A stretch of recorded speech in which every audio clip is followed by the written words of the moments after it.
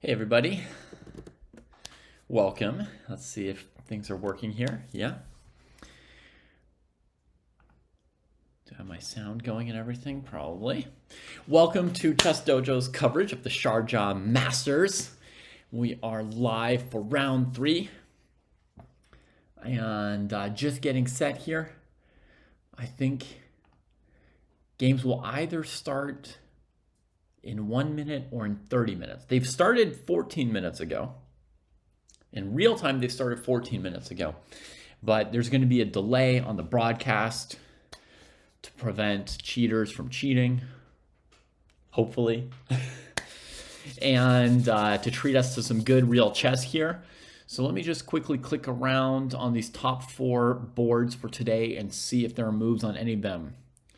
No moves here. No moves here. We've got two 2700s up at the top. There are 8 players who've won the first 2 rounds and gone 2-0 up till this point. 8 players, they're facing each other. The top seed, Arageis. There's the first move. Yes, right on schedule. So we've got a 15-minute delay and we are off. Andras, what are you up to, buddy? You want to come do commentary with me? Want to hop on a Zoom? Watching the best. This is a fun tournament, right? I don't know if there's a better tournament going on right now. You've got no voice. You would just have to make expressive faces in response to everything I say. Andras, what do you think of this opening?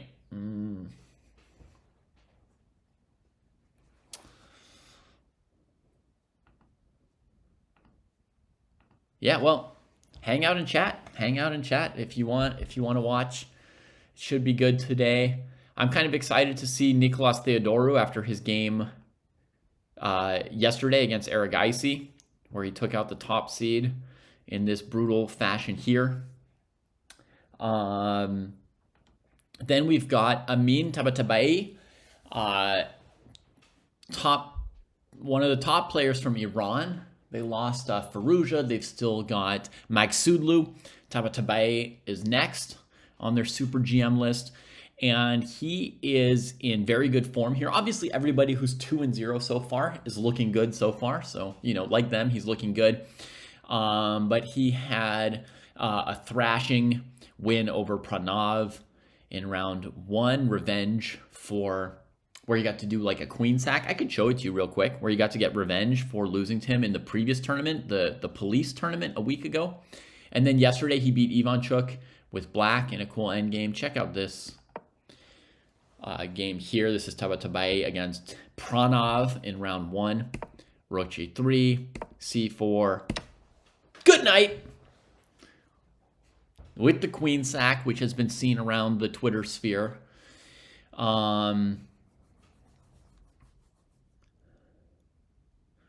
So there you have it. Queen takes f6. That's the kind of form Amin is in right now. d4, d5 against Volodar Murzhin. If you don't know, Volodar Murzhin is kind of like the top Russian prospect in the next generation. You see him on chess.com with the Russian flag removed. But I think he's 17 years old and 2630 FIDE and kind of the top Russian player in his age group. No, I hear you, Zoro. Mark your words. Hans, this is Zoro speaking on YouTube, folks. Mark my words. Hans going to be next big thing from America. He has the hunger that no one got. He definitely has that hunger. I mean, he's so hungry and desperate to win that he even cheated, right? So yeah, he's got a next level hunger and need. And Bobby Fischer had a next level hunger and need. So yeah, I think Hans is very, very strong and scary. He could be the first American world champion. I don't think so. We already had Fischer, right? And then you could argue Morphy. You could argue Steinitz. You could argue Lasker, as we were talking about this past week. Steinitz and Lasker were actually both living in the US when they were world champions. So eager he'll be the first. Oh, there's some story about being first that I don't know, huh?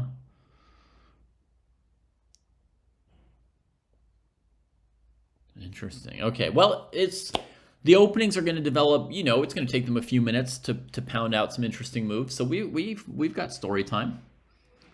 I don't know the answer to your question. Sorry, you. It's a good question. Which Super GM does Nicolas Theodorou's style? Which Super GM does Nicolas Theodorou's style most similar to? I don't know. I don't know. I don't know the answer to that question. It's a good one. A better commentator might know.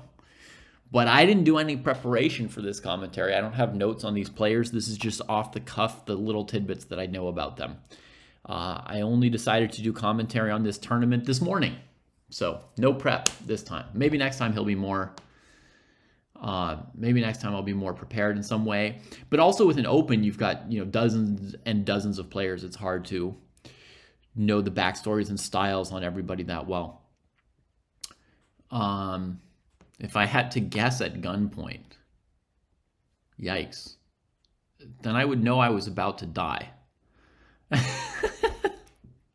Then I would know I was about to die. Let's see. Niklas. He plays... I think he plays pretty aggressively. I think he might play e6 Sicilians as black. Maybe he calculates a lot for his style. Maybe Fabi? Maybe Fabi? I don't know if he's got the level of opening prep that Fabi's famous for. Look, I already told you I don't know the answer, and you're holding me at gunpoint here. When I try and go through, I'm trying to give you style, but to get style, it can be helpful to try and remember what games and what openings you've seen someone play. A player who plays the e6 Sicilian, that gives you a clue about their style. That's why I was trying to see what games of his could I remember, what openings have I seen him play, But he also plays e4, e5. So he knows like a variety of stuff, like almost all the top players now do. It's not a guarantee that two players who play the London system have the same style and two players who play the Sicilian have the same style. But if you know enough about a player to go through their opening repertoire in your head, it will often give you some serious clues about their style.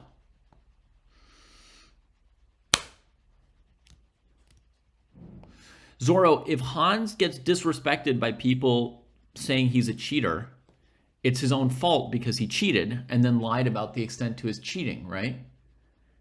Like, no one can ever know again whether he's cheating or not. Therefore, he's brought it on himself. It's a very natural consequence, FAFO. And it's not disrespect on our part, right? He disrespected all of us and the game of chess when he cheated, and then further when he lied about it. So it's like, what are we supposed to do? Hey, Sanath, welcome to the show. Fabi is not considered a super dynamic player. He's pretty dynamic and terrible at short tactics, but good at long calculations. I think he's pretty good at calculating, period. And I think that for most of his career, Fabi was a calculation-based player versus like a positional or intuitive-based player. Very concrete, specific, variations. So, okay. Somebody wanted to know the prize fund. Let's look up the prize fund, right? That's interesting stuff. So, Sharjah. I wonder if there's the info just here on chess.com.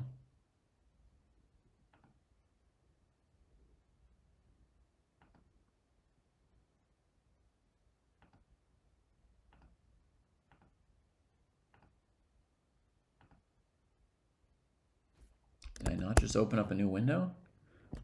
No. Sharjah Masters info. Load it for me.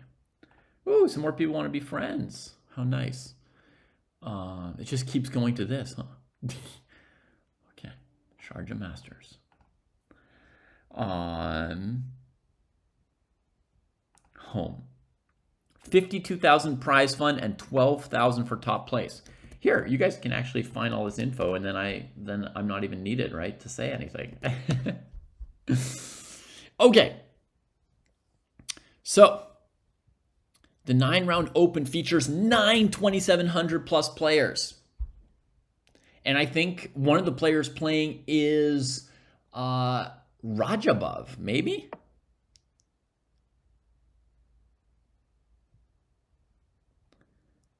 I heard that Rajabov was playing again. Time control is 90 minutes per player for all moves with a 30-second increment added. Okay, so let's adjust my little thing that I wrote here. Info. 90 minutes plus 30 seconds per move. I was just kind of guessing the time control before. I was going to look it up on stream, and now we have. Later on, we're maybe going to put a second tiny chessboard in this corner here under the info. We'll see. We'll see where things go. The prize funding for chess competitions is pathetic. So sad because these people dedicate their lives for this, says Sanath. Well, maybe we'll discuss that on the next Dojo podcast. I've been wanting to talk more about it. I want to do an episode called Dojo Talks Grandmaster Money. But Jesse didn't seem pumped about it just yet. But then last week he said maybe I could pick the topic for the next week. So maybe we'll do that. And Kostya likes anything that's topical. And they've been tweeting about it. So that makes it topical, right? Like Jordan tweeted like, oh man, even 2,600 plus GMs have to share rooms now. And the prize funds are worse than they used to be. And blah, blah, blah. What is my hair doing? Jesus. So yeah, so maybe we'll talk about that this week. All right, we got Shanklin up on screen. Let's have a look at his position, shall we?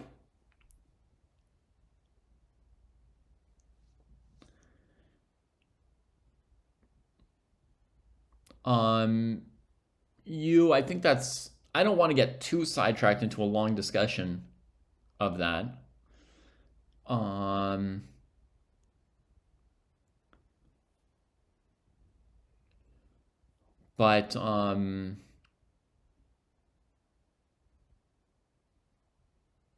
All right. Good night, Andras. Yeah, Shanklin unveils his new opening, folks.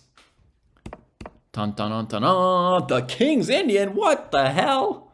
Very not Shanklin. Then he plays a weird move with his light squared bishop. Thanks, somebody, for giving the shout out. Folks, there's a link. Follow Coach Andras. I absolutely exhort you to do so. Strange move bishop g4 here.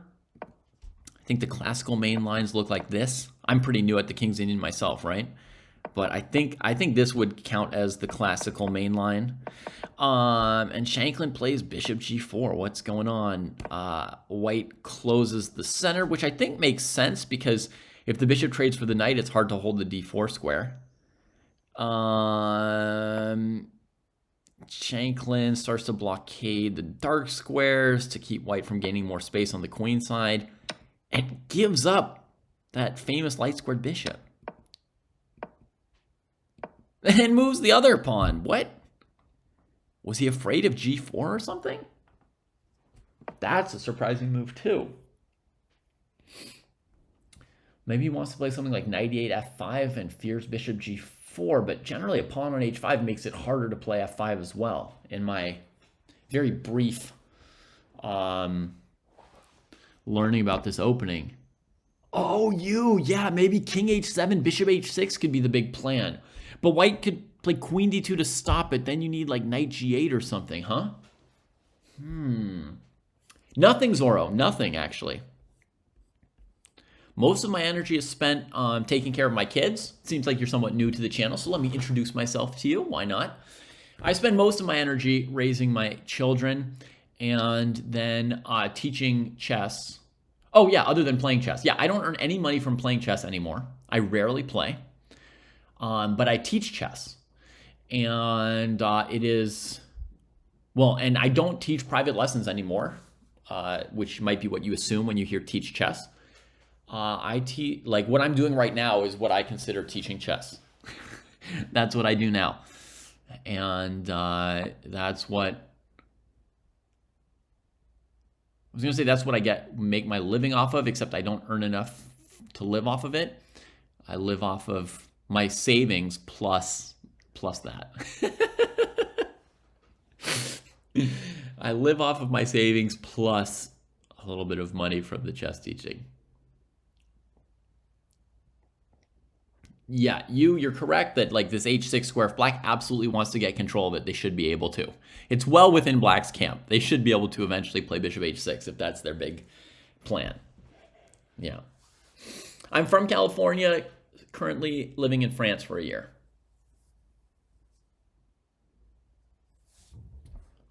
All right, so queen e8 played by Sam, a3 preparing b4, knight h7, clearing the way for the f pawn and sort of challenging the bishop for a tempo. Bishop e3. All right. So I think that that you was the first person to tell us with h5, Sam's plan is to try and trade the dark squared bishop, and he's going after that bishop, right? He's just pursuing it. He's allowing b4 and c5 now from white. But I've seen that often b4 doesn't help white if black gets the a file, right? So he's looking at a scenario like here, dump, pump, dump, dump, dump, and he's saying, got the file, got pretty good control of the dark squares, got a bad bishop to play against, life is fine. That's basically what Sam's saying at this point here. Do they not have clocks on this board? This board has clocks. This board doesn't have clocks. This board has clocks. This board has clocks. This board doesn't have clocks. What? That's bizarre. If I refresh it, will a clock maybe appear?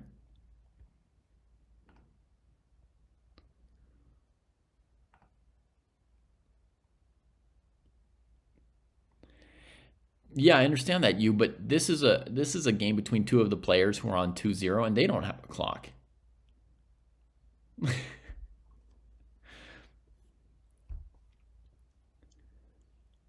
How did I earn my savings?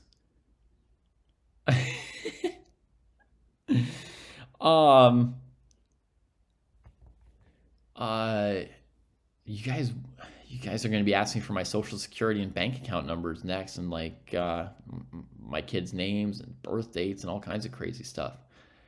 I worked for chess.com before. That's where I earned almost all my money, although my previous job before this was teaching in a school. I taught English, French, social studies, and some other subjects at a school. I taught preschool, elementary school, junior high school.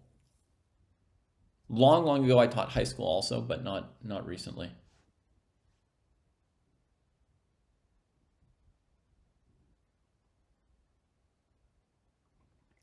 Chess.com has not offered me a job as a commentator for like a year now. In theory, I would still work for them as a commentator if they would have me.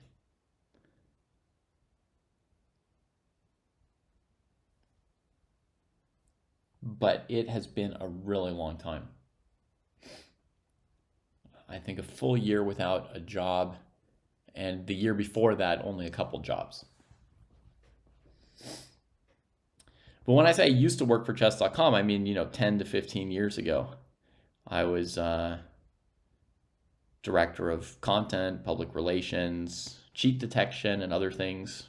It's part of how I know what I know you about who to trust and whatnot, but it's not like the subject today, I think we'll have more fun talking about these games than about... I think overall most of us will enjoy more talking about this tournament and the games than talking about cheat detection and how much did Hans cheat and when and blah, blah, blah. Kind of weird not to have the clocks on a couple of these games, though. All right, let's just check the openings real quick. Whoa, we got a spicy one here from Fedoseev. This was also a King's Indian.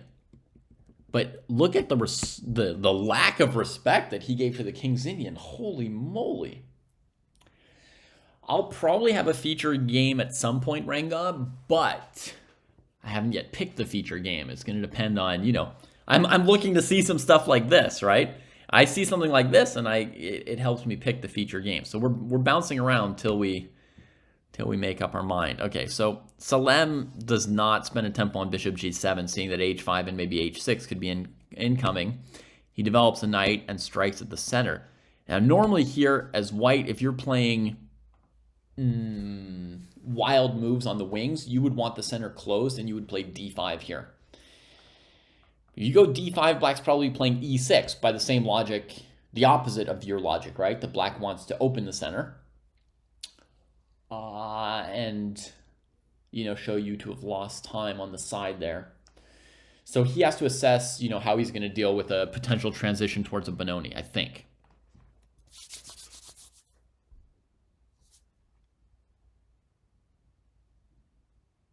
Salem and Fedoseev, similar style, except that Fedoseev is better and younger. Fair enough.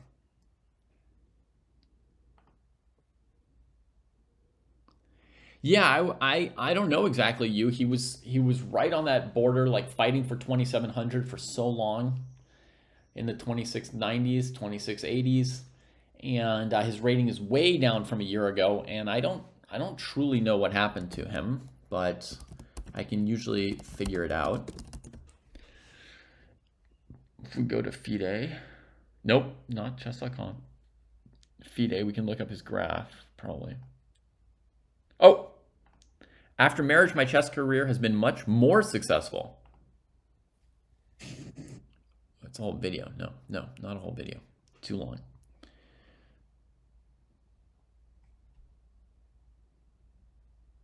Thanks, Flippy. Okay, so birth year 1993. So Salem is now 30 to 31 years old. So he crossed age 30, maybe starting to get old. Rating progress chart. You can see 2690s for all of 2022. 2677, 77, 77. And actually, it just dropped in 1 month, most of this.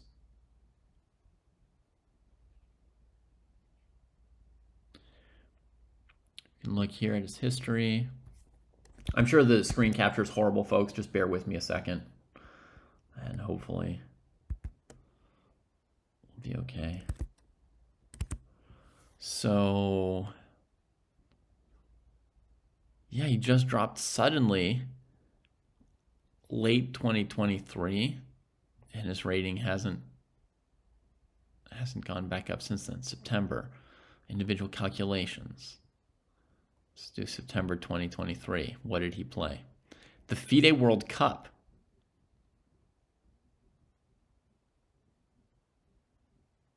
That's funny. He made it pretty far. He almost got a spot in the candidates. But if you look, he was losing rating points the whole time. He went 1-1 with Daneshvar, 1-1 with Vocaturo, and then lost 2 games to Abasov. So he lost rating points while getting to like the 5th round. Wow. And the Abu Dhabi Masters tournament, he lost a few more points. Why? Just 1 loss. Just some low-rated players who played well. Draw. 2 points, 2 points, 2 points, 2 points. The Open tournament problem. You know, Salem is... he's in the club of chess players who have to play Opens, right? He doesn't get many invites. He was just on the cusp of getting invites, you know? Yeah, he could have made it into the candidates if he'd beaten Abasov, and he could have lost rating points while doing so, right, Alai? If he'd scored 1-1 instead of 0-2 against Abbasov and then beat him in Rapids, he could have lost rating points in the tournament while making it into the candidates. That's my problem with the World Cup. It's like the rapid stuff. It's the classical world championship. Anyway, we don't want to get sidetracked on too many random topics, right? So let's see what's going on here. After bishop f6, g3. Oh, right. He could have even lost more points. He could have lost the matches after beating Abbasov easily. Yeah, you're right. He could have lost 30 points. Okay, g3, bishop g5. So Sam gets the trade he wants. But you guys understand why Mittal is playing g3? Does anybody knows what he's up to? Yeah, Average Joe, 2,700 is not necessarily enough for invites. Things have gotten so just centered on the top 10.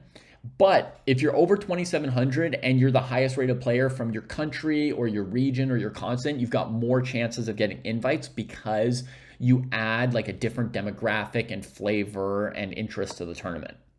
You see what I mean? So if you're 2,700 and you're from the US, you will get no invites because they're going to invite Fabi, So, Dominguez, Levon, and they're not going to want 5 or 6 Americans in one 10-round tournament, right? Or 10-player tournament. But if you are the highest rated player in the entire Middle East or the highest rated player in Africa or something like that, then you're going to have a better chance of getting some invites at 2,700. All right, so Ethan's saying maybe the idea here is to tuck away the bishop on g2. Sorry, bad arrow. On g2, preparing for f5. Possibly, yes. What else? Preserve bishop pair by avoiding knight g5. Yeah, but he can't. But you see, bishop g5 comes, and he can't avoid the trade. Right? So he loses his bishop pair anyway. Yeah, Bassam Amin is the highest rated player from Africa. Okay, Blibup says, maybe preparing to play h4 and put this bishop on an actual diagonal. The terrible piece, right? Yeah. There are really cool tournaments that have players rated 2680, 2690, 2710. It does exist, yep. So there you've got a better chance of getting picked if you have some kind of interesting story or represent a different demographic group somehow. Yeah, so I would understand this move g3 totally in terms of the bishop and like the color complexes, right? If you let black trade your bishop and play maybe even h4, locking your pawns on light squares or something like that, their knights can maneuver around your bishop forever, right? What you want to do as white is you want to contest the dark squares with your pawn, and at the same time, it's going to make it possible for your bishop to move, right? So g3, bishop g5, trade, and drop back. Now he can play either f4 or h4, fight for some dark squares with his pawns, and put the bishop maybe on a real diagonal at the same time. You see how it works together? Like getting your pawns to dark squares, fights for the dark squares, and also makes it possible for your bishop to open up some light squares. Yeah, it's a big question here, about black maybe playing h4 to try to undermine your structure even worse. But Sam didn't play h4 here. He played queen e7. And I think on h4 takes, he would have no good move for the knight. If he had knight e6, he would play that pawn sack probably, right? Knight e6 to f4. But here he has to go here, and then white plays h5, and now he's truly down a pawn and cracked his own king position, as much as white's at least, right? So, I mean, it could still be interesting and playable because it's the king side opening up and black's got, could try and get control of the dark squares. But instead, Sam plays the move queen e7, right? Preparing to fight for the dark squares first. And now we're going to see if h4 or f4 come. So black's coordinating there with queen e7. It connects the rooks. It fights for the dark squares. And we're going to see a fighting move from Mittal coming up next here as well. Either h4 or f4. All right, Zorro wants us to check in on Hans's game, and that is because Zorro is predicting Hans to win this entire tournament. He did win the Grenke Open. I don't know if he's played anything between now and then, but he won the Grenke tournament, so he'll be feeling confident and powerful probably. So let's have a look at this unusual Ruy Lopez with the 97 defense from Nicolas Theodorou, as played by a bunch of top players lately. Magnus Carlsen, Praggnanandhaa, and Nakamura I've seen playing this.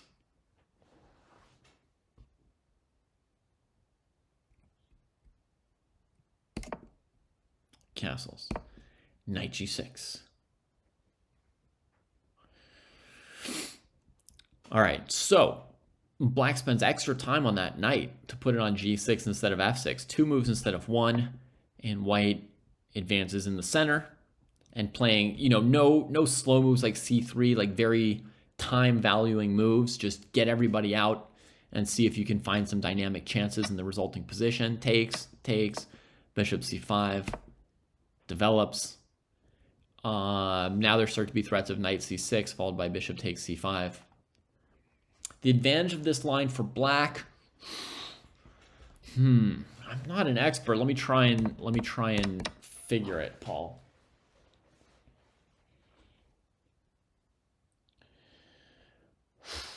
So one idea would be that e5 is better defended, so you don't have to trade, but you see he traded anyway. But if White had spent the time to build a big center with c3 and d4, maybe he would have had enough time to hold the e5 square with 2 knights defending it. He avoids a6, b5. In the main lines of the Ruy Lopez, how Black plays a6. Oh, sorry. Wow. Mouse slipping around. Hang on. Doop. Knight a6, castles.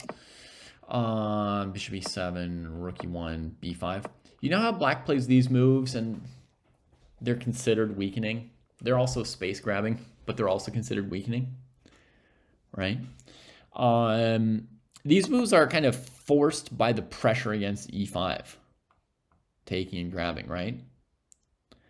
So when you bring the knight to g6, one thing you're doing is you're avoiding playing a6 and b5 because you've got the pawn defended.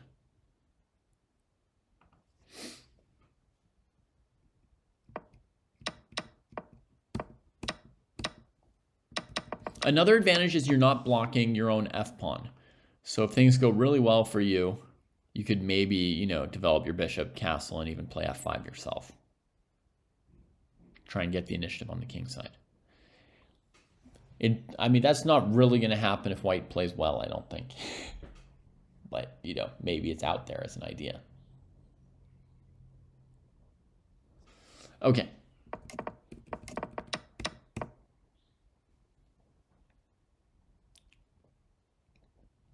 Generally in sharp positions where there's a lot to calculate, those are bad positions to just go with your intuition. Usually those are positions where you have to calculate the best you can, Sanath. Very, very general response. I don't average Joe. For some reason, the clock's not showing up on this board like it is on some of the other ones. And I just don't know why.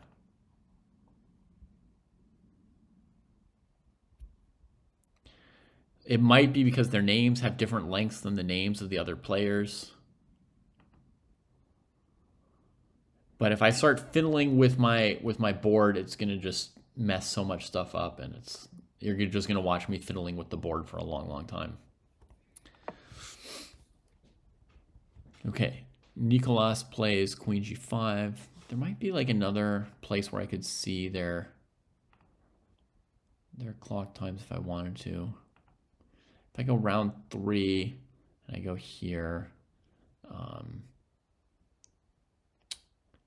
then over here I could see the clock times. So we could check now and then if we want to know the clock times. This view here also allows us to sort of do a quasi overview and see like which games look interesting, right? Like this game here would be interesting to some people, right? The locked center space, the bishop pair, Black wanting to maneuver. Some people might think, oh, this cool like Banco with the pawn on h4, that looks the most exciting. I'm one of those people. I think that's the one I want to go to, honestly. First thoughts. This one, I don't yet know. It's sort of a Queen's Gambit. I've seen this position before. It isn't really determined yet. Here we've got Magsudlu. You know, there might just be somebody you love. Magsudlu with his pawn on h5. Kind of hanging in the Najdorf here. I guess he's going to have to play g6. Whoops. I guess he's going to have to play g6. Abhimanyu Mishra? No. Abhimanyu Puranik? Yeah, Puranik. With an hour and 32 minutes on his clock. So still an opening theory. So if you want to learn some theory, you could click on that game and assume he's well prepped. Yu Yangyi in his prep as well against the French junior champion Marc-Andrea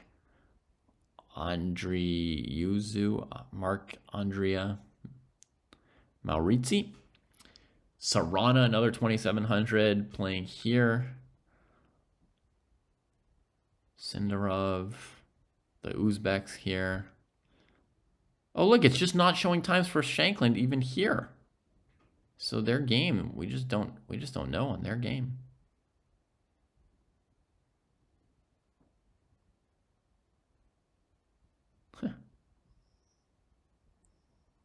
Okay, some of the boards do, some of them don't have clocks.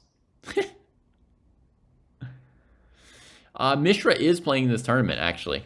There's Abhimanyu Puranik and Abhimanyu Mishra in this tournament. So, okay, to me, the most exciting one is this, so we're going to look there in a moment. But we had the request here, so we're going to have a from Zorro, so we're going to satisfy it just a little bit more. So takes, opposite colored bishop positions. Those are pretty exciting to me, actually. F4. Woo! All right, let's stop for a second before F4, and let's talk about this position too, because this looks pretty exciting. So, there's a pawn hanging, first of all, right? And I assume if bishop takes, rook g8, that there's going to be a tactic against g2, right? Like you move your bishop somewhere, the knight comes in, and something bad happens. But there is g3. So how bad is that? Should we sack on g2 to prevent the move g3? Oh, no. Here's what we should do. Don't play rook g8. You have to do everything. You always have to look at different orders. And don't look too deep. Don't look too deep, you know, on one line before you've looked at the options on the first few moves. So right here, we should move the knight first, leaving the rook hanging. Because right now the bishop's under attack from the queen, right? No routine moves. So knight f4 threatening mate, g3 to stop it, or knight h4 I think would be equivalent. And then you take the piece, and the pawn can't take the knight, and black wins. So that's a very, very simple no-no. No bishop takes g7, right? Okay, so now maybe queen f3 makes a difference, PB, yeah. Let's have a look. Knight here, queen here.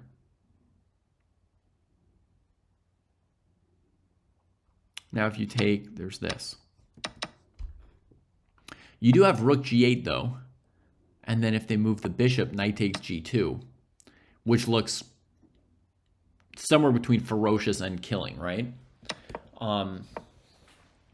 There's also this move here, which is a good exercise to calculate, right? Bishop g4. Could be vicious. The critical line is for white to play a move like this with the bishop, right? So something like bishop h6. And yeah, knight h4 is actually going to be easier to calculate than this, Magician from Riga, but we're just looking at it anyway since it's been pointed out.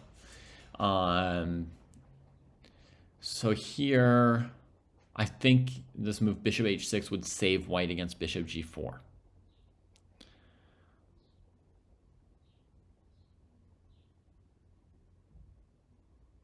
Yeah.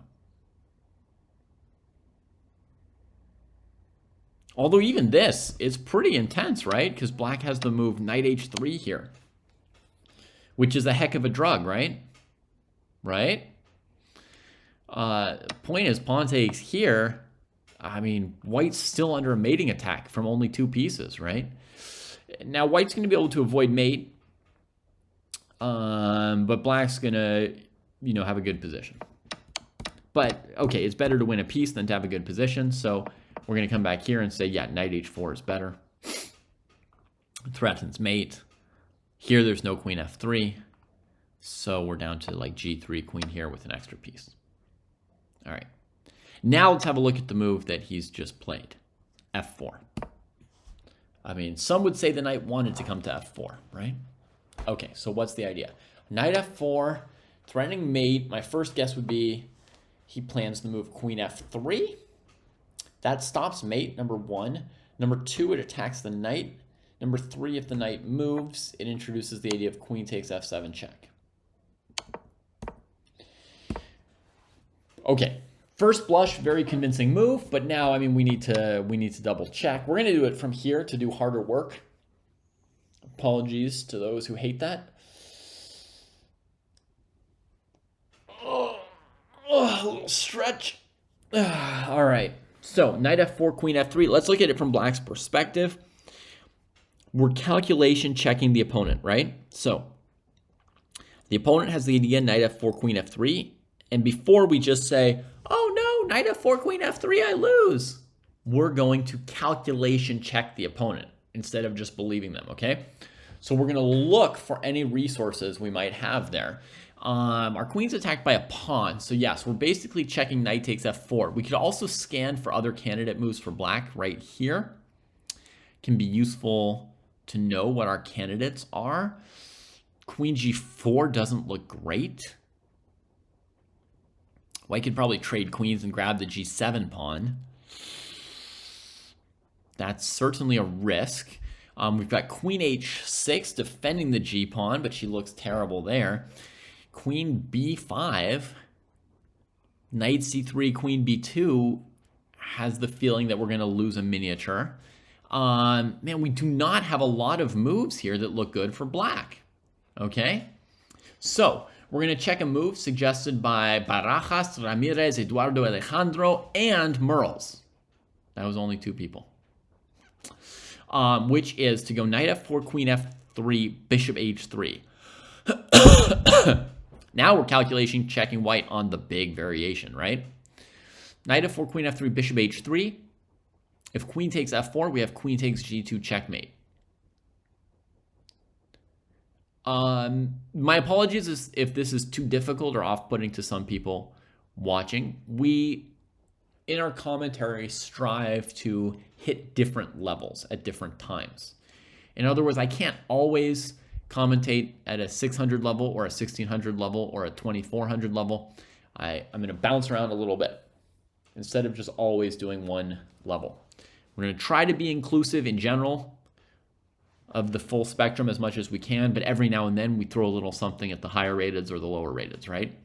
So here it's just a practice calculation. And if you don't like it, I apologize, and we'll get to other things in a moment. So, knight f4, queen f3, bishop h3. And we've got 3 pieces attacking g2, so we're threatening to take on g2 probably, or possibly. Actually, we might not be threatening g2, but bishop h3. But definitely there's no queen f4, queen g2 mate. So what could white do there? Maybe bishop e3, ratcheting up pressure against us. The knight is attacked 3 times now, and white's ready to play bishop takes f4 against pretty much any move. There's no piece that can defend the knight. And if the knight retreats, there's bishop takes queen. So basically, black has to take on g2 now. Bishop e3, queen g2 check. Queen takes g2, knight takes g2. Hitting the bishop. You save the bishop. Black has time to extricate the knight through h4.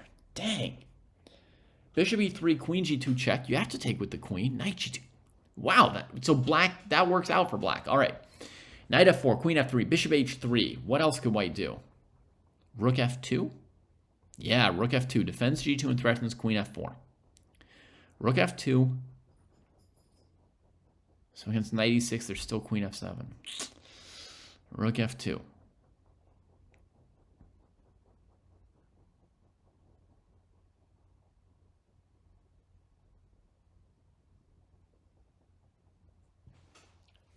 Knight takes g2 anyway. Queen f7 check. King d8. Maybe. Okay. Knight takes g2. Rook g2.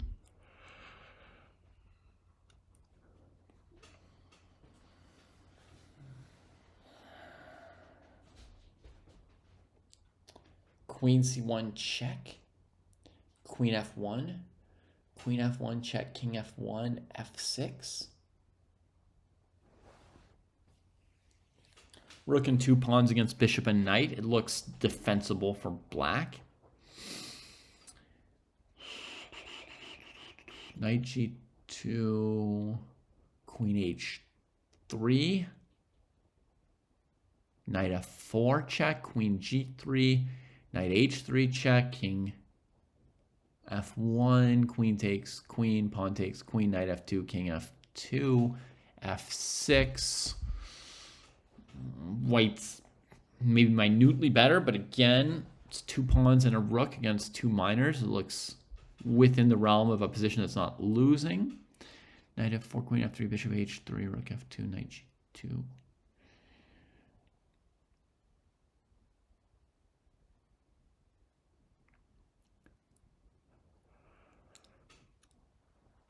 Huh. Looks like that might be the way to go for black.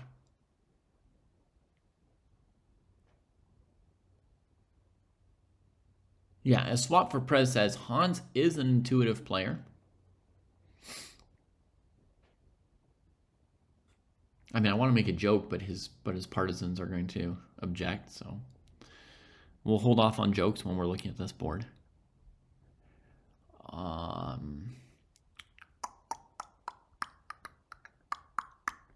And I will just say, even though I didn't say it, if you're offended just because I thought of a joke, it's a joke I would make about anybody, not just Hans. It's just a joke.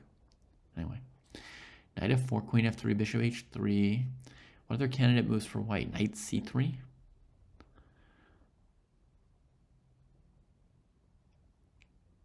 Castle's queenside. If white just hangs around, looks pretty nice for black. Yeah. Okay, well, I think knight f4 is playable. And I think knight f4 is playable. And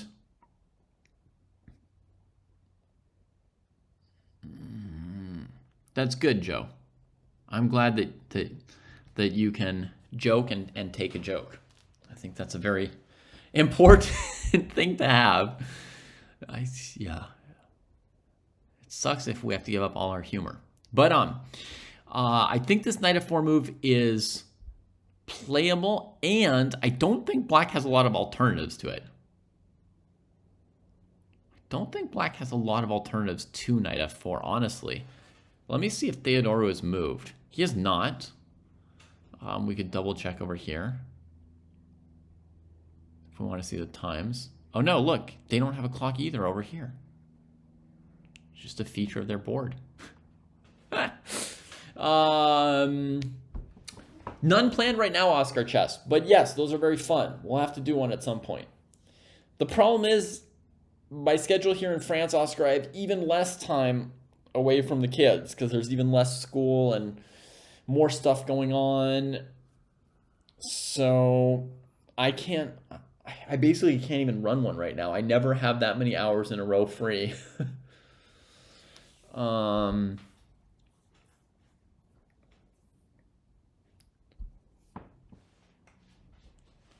So, okay, I don't think that Theodoro has a very great alternatives to knight f4 either here, right? Because like queen h6 is the alternative to me that doesn't just lose this pawn.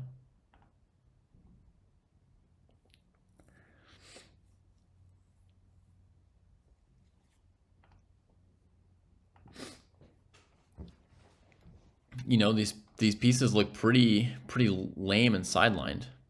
I'm going to show the variations we calculated before. Yeah, Joe, I'm going to demonstrate them in a second.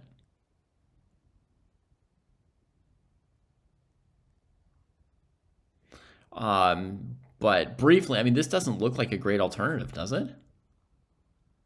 These pieces look like they're choked up and going nowhere. Right? White can play f5 without losing control of e5 because the knight can't even go there whenever they want to. And that traps this bishop. The knight sucks. The queen sucks. And, you know, we can also take our time about it. Like, we could go knight c3 first, queen f3 first. Yeah, it looks like more or less capitulation to me. So here's the variations we talked about a moment ago, Joe, that I talked through. I was saying knight f4, and we were playing queen f3 for white, stopping checkmate and threatening, you know, some nice targets on black's side. This is one of those exciting positions where both sides have tactical weaknesses, right? So it's possible. So both sides can think like, oh, I've got this, and then the other side has some counter move that you didn't see coming. This is where people get their heads chopped off in these kind of uncompromising positions where both sides have tactical weaknesses and could believe in their tactics and overlook a move for the opponent. Speaking of which, does this piece go here? Oh, yeah. There's a very big puzzle over here on the table next to me, and I just happened to see a piece in the box.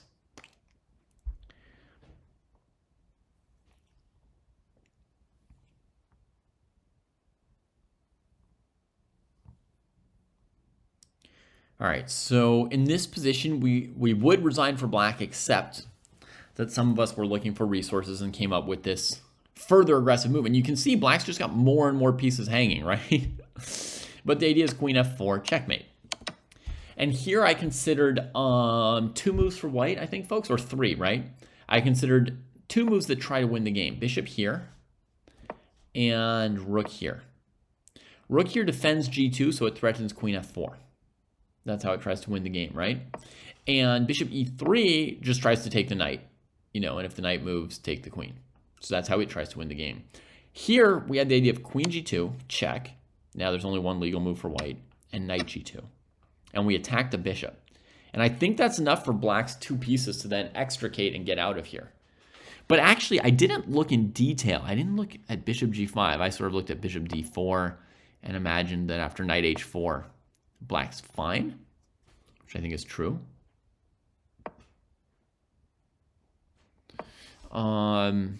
Bishop f2, surely you can get out like this. Okay, so bishop here would be the interesting move, but h6, and the bishop can't keep the knight trapped. If you go after this bishop, there's even pawn takes, and our rook defends the piece, right? So, so bishop e3 didn't work. That was one line we had, Joe. And then the other one we had was rook f2 defending this. Now here, what did I do? I played knight takes g2, actually hanging everything. There's also the move castles queenside we could consider, actually. But I sort of thought it would probably lose a piece. You see, like here, here, here, here, here.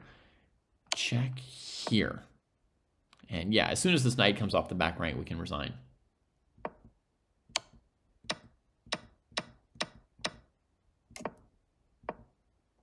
Man, you was ready for this argument. You don't want to argue with you about this one today. I'm playing. Okay, so queen f3, bishop h3, rook f2, right? Okay, so what we had said here was knight takes g2, but somebody in chat said maybe then there's this king h1 move. And maybe there is.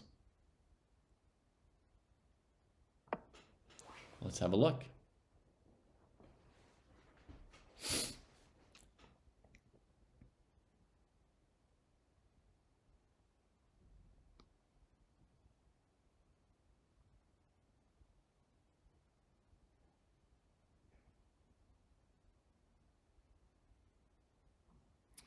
You have this check, but in this position, I don't see the follow-up. This is beyond what we calculated before.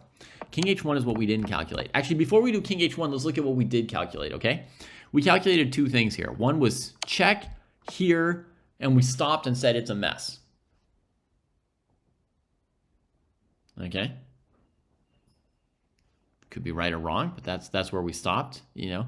There's obviously like bishop g7 allowing discovered checks. Here, the rook can't take. Here the rook has to take. Black's on a rampage, you know. I don't know if Black's going to win, but they're probably not losing. And they had many other options. Sometimes you can stop intuitively because you see that you've got enough like aggressive moves and the other person's on the run, and you'll rarely be wrong. You can occasionally use a drop of instinct in your calculations to help you end a variation a little bit sooner than someone else might have to. Then we looked at queen takes here, knight check, hitting the queen. She's got to go here. Knight check to the square the queen just vacated, like you're chasing her, like some pre-move battle or something, right? And this position here I evaluated as slightly better for white, but within the margin where black could have very decent chances of surviving, right?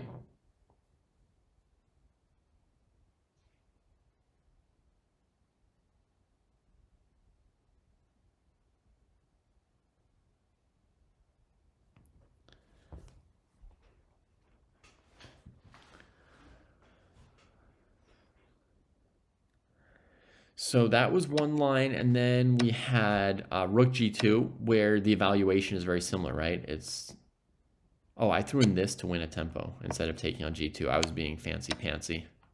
So white's going to have to make a move with the king before I trade. And black looks fine in this endgame. White has slightly better chances with the pawn on g3 and an extra tempo.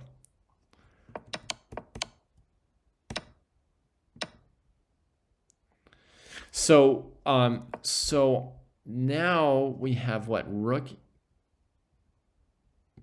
f2, knight g2, and we have a suggestion from chat of king h1 to calculate here. By the way, Theodoru has taken on f4, folks. Has taken on f4 in the live position. You could say brave, but you can also say he didn't really have a lot of alternatives, so he was really pushed to figure it out and go for it. Also, as I was kind of guessing when pressed about Theodoru's style, I think he is like a calculator, which means he'll look at moves that look terrible and just check if they really are, you know. All right, so king h1. So in this position, I don't see how to make queen c1, rook f1 work. Knight f4, queen f4, bishop g2, king g2. That doesn't work either. Knight h4, queen h3, queen c1, rook f1 doesn't work. So here, what do we do? Here, what do we do as black? Ay. It's hard to find the move.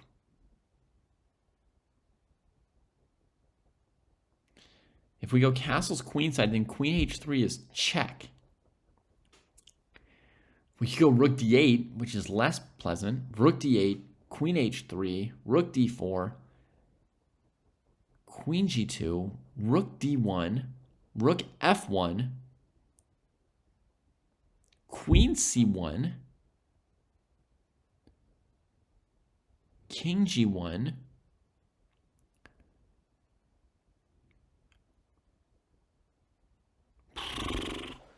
all right, let me show you. Because that variation is getting really long in its own right.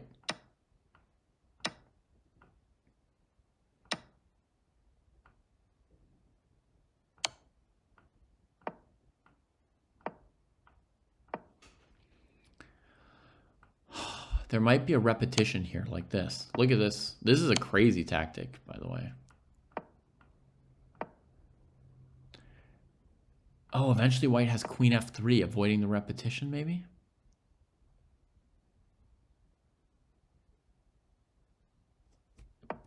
Did I allow mate in 1? No, I didn't blunder mate in 1 yet. But Merle says I should watch out for it, I guess. The idea from black is that if white trades here,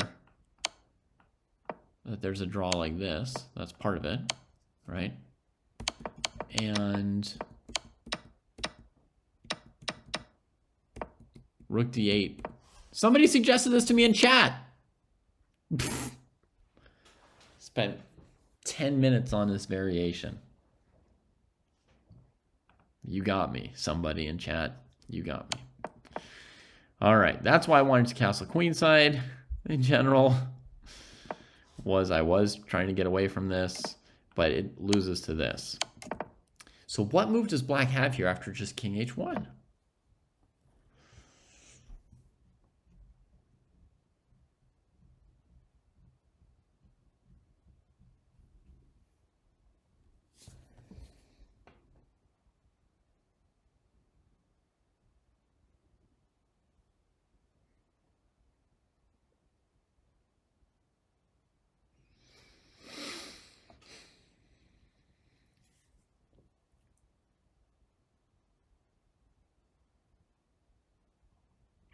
Okay, I suppose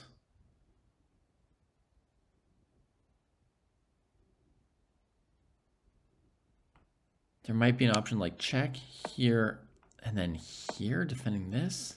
But now white goes on the attack. Now white goes on the attack. Like, we didn't lose our pieces, but we're getting sort of thrashed.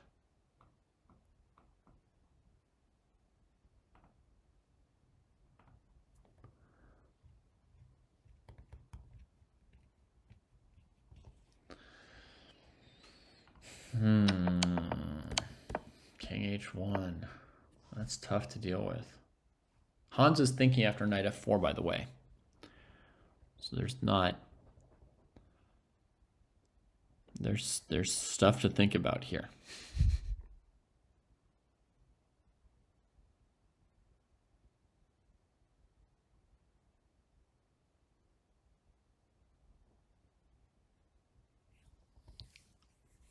There was a question, who's the strongest Greek player of all time? I'm not sure I know of a stronger player than Theodoro. I mean, of the previous generation, there was like Halkias was a Greek grandmaster.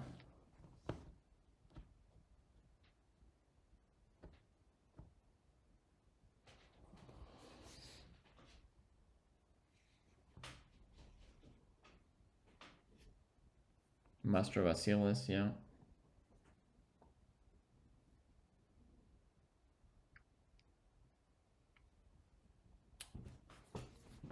Grivas is another Greek grandmaster, I think, that I came across, but not as good as those two.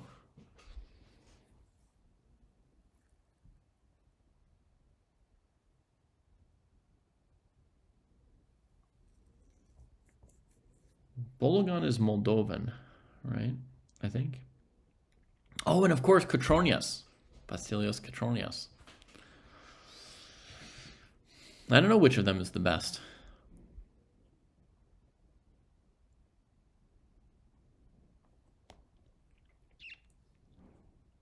Oh, it's hard to pick a move here for black after king h1, isn't it?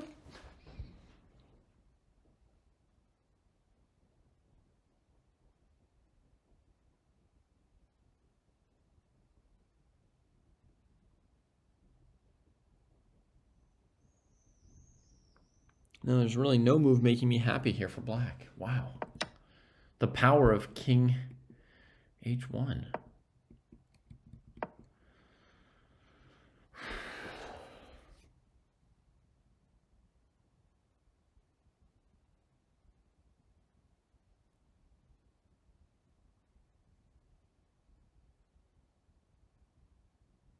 '91.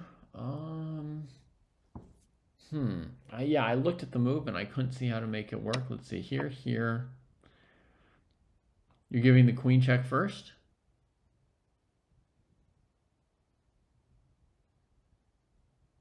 Or 91 here?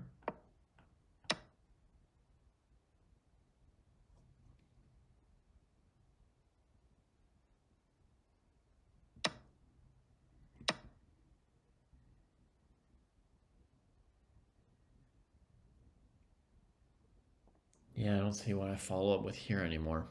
I want to go back, honestly.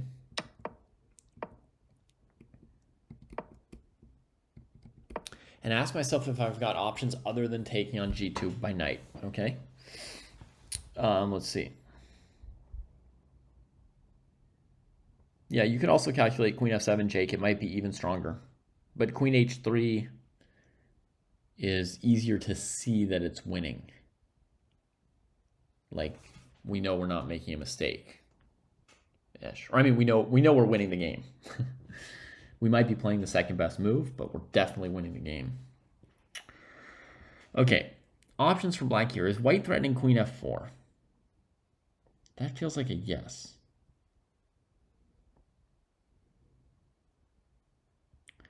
Bishop g2, queen f4. Ow.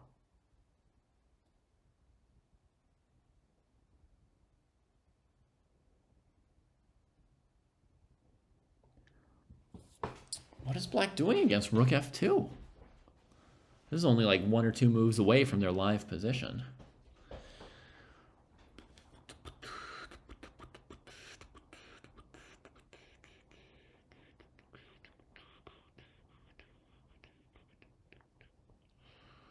Maybe knight e6?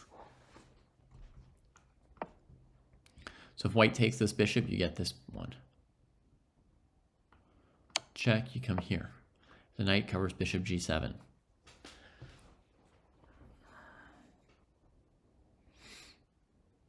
And the threat is rook f8, trapping the queen.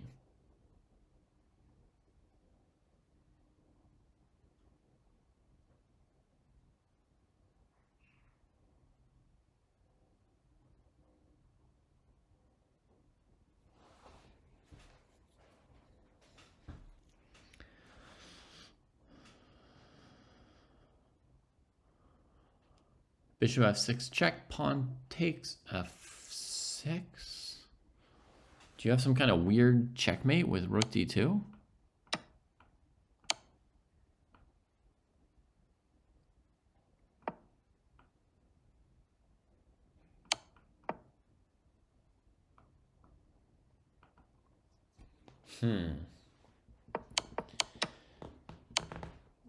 Fancy. I don't really know what's going on. Yeah, no problem. I mean, knight c3 could get played here, then rook f8.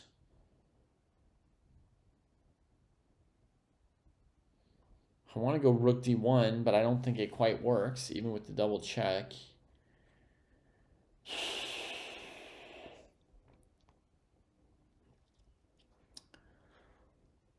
And white can't take all the rooks because of mate on g2, right?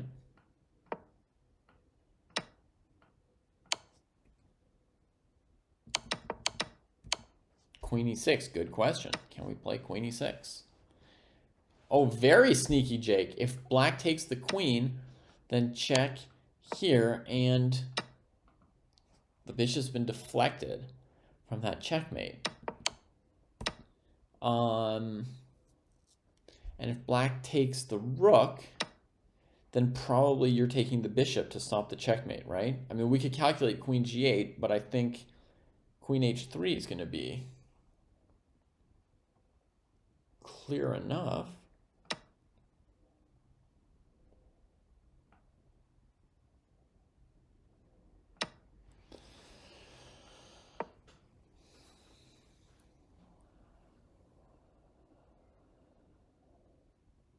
Actually, maybe rook f1's better because I haven't calculated rook d2 clearly.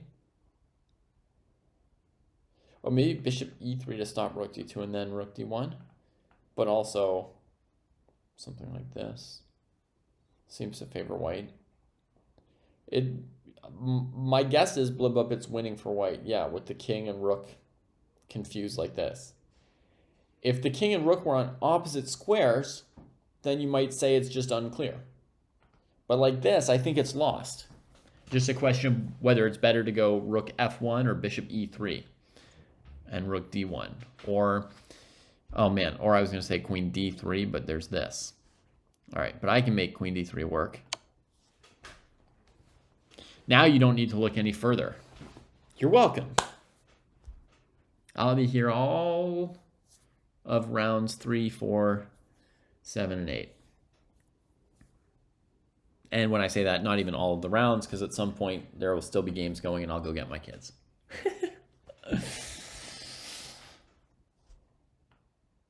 This is coming next. However, black takes that bishop. All right.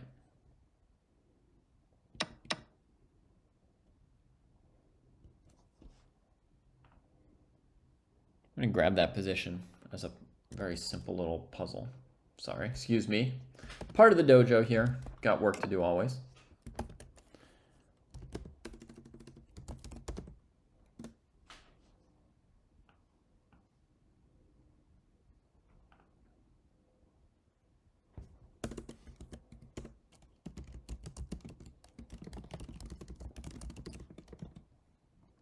What level do you think it is to fight bishop f6 and queen d3?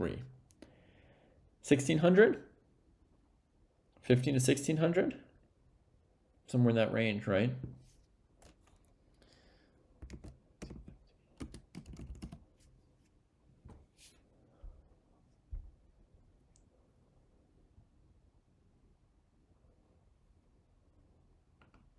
All right, I put it as 1550 level. Bishop f6 with the idea of queen d3. All right, Hans played some other move. Shock and surprise reign. He plays queen d2.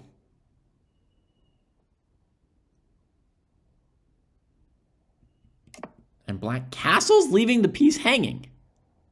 What is happening? If you were in black's position, would you not play knight h3 check, trade the queens, and then run away with your knight? Castles, and there's queen f4, right? What possible tactic does black have here to justify losing a piece that I don't see?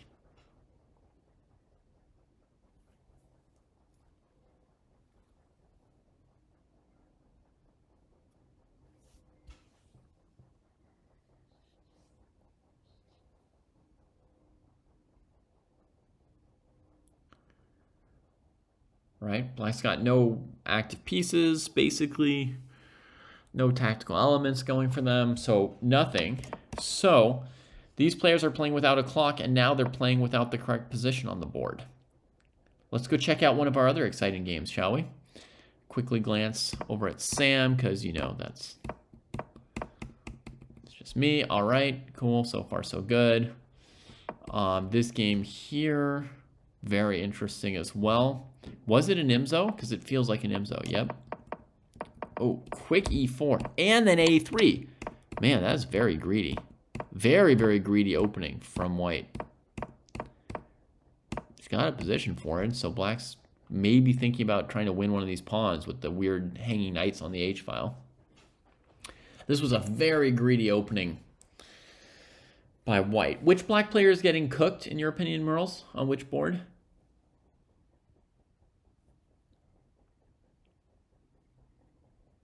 Maybe he's not going to take the pawn. Maybe he's just going to sink a knight on f4, you know? This one here. Okay.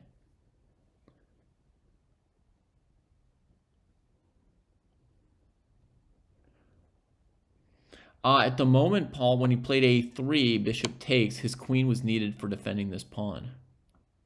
That's why I'm saying this was so aggressive from white, to play e4 and then a tempo on a3 and then recapture with the b pawn. It's such an aggressive give me everything opening by white, you know, giving up time, trying to take the center and the bishop pair, and yeah, it just strikes me as very, very greedy play from white. Greedy or aggressive, you know. We've got this Queen's Gambit, which is nothing too thrilling just yet. Well, Amin tried to throw some fire on it. Knight e4 played, trades, castles. Okay, never mind. Opposite side castling. And the g-pawn's ready to barrel its way to g5 as soon as it can. Mergen's going to need an aggressive move in this position. The most aggressive move I know in such positions is b5. Hang on, why couldn't white win a pawn, queen b4, huh? Takes, check. And oddly, that's annoying enough to justify black's entire passive trash position. No center, down a center pawn, weak dark squares, bishop that can't move, no pieces developed, and queen b4 is somehow so annoying that white doesn't go for this. So, castle queenside. Howdy, Adley do. And here we are, Volodar looking for an aggressive move because Amin has already showed him that he's got aggressive moves coming. He's also threatening probably to just win this pawn on e4. As I was saying, b5 is normally the most aggressive move. Here it might just lose to knight takes e4, so he might need something else. Yeah. Oh, and by the way, for those that don't know the dojo, we would prefer if you don't tell us the evaluations of any of the games that we're watching today while we're watching them. We like to not know for sure what's going on. It adds intrigue and keeps us thinking for ourselves. So that's our preference. So if you want to know or need to know the evaluation of one of these games, you can go find it on chess.com. Just don't tell the rest of us. Don't tell us anything from which we could guess it, right? Like, don't tell us, oh my God, castle's queenside was a huge blunder. No, that already tells us. You can say that if you didn't look at the evaluation because it's just you guessing and you might be right or wrong. But if you've looked at the evaluation, then we know that it means that black is winning, right? So try and leave us in this position of uncertainty and mystery. We enjoy it. All right? Thank you, everybody. Okay, so this position has heated a bit up here just from rook g1, castle's queenside. Tabatabai does not want to play a game that he doesn't win. He's just going for it. And Merjan, I think he's badly poised to play f5 and lock in this knight because g4 opening up the rook. I mean, he could try to say tactically there's the f file, but I'd be really worried about presenting that target, you know?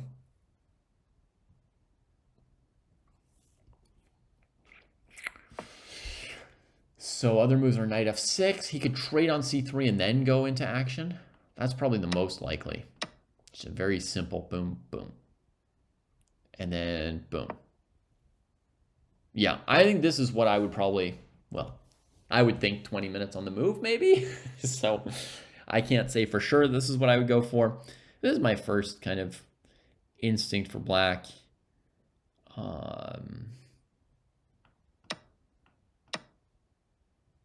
Just like this, opening up a file. This move here is also very interesting, but I think if white takes this way, you'll be forced to take here. So you get the same position.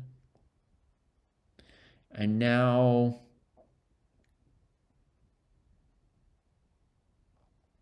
maybe white would grab the pawn. f5 has been played, by the way. I knew it was an option. Now you could grab the pawn, or you could get your king out of the way and try and own the c file. Try and play positionally. Is queen c6 not annoying? Not too much, because we do something like this. I'm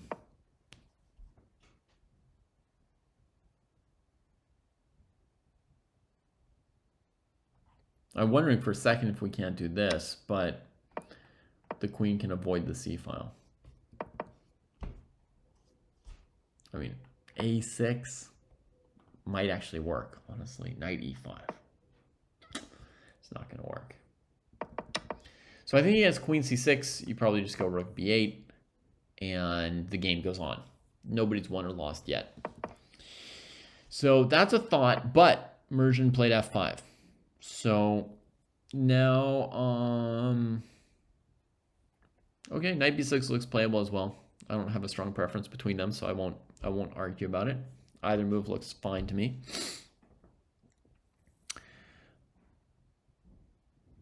So f5, I think the immediate g4 doesn't work, but g4 will be available at some point soon. King to b1 played quite quickly by a mean that makes all these moves less good to get his king off of the file. And yeah, he's going to feel, at the moment, he doesn't feel like in a rush to play g4 because it looks like he's got plenty of time to do it before black does anything useful here. And, you know, he wants to see, is black going to do this? Then he's going to put his knight here, right? So he's coordinating his pieces. King b1, bishop d3 are useful moves, and black still has to find a way to make useful moves. Harder for black. Now let's turn to another exciting position. Fedoseev and Saleh Salem. Oh my god, this is a barn burner. And I think we might stick with this game now, honestly, folks. This one here, have they fixed the transmission? Not that we can tell. If I refresh the page and lose all my analysis, what will it show? The wrong position. Yeah, so that game's going to be hard for us to follow. I think we'll make this game our game, honestly.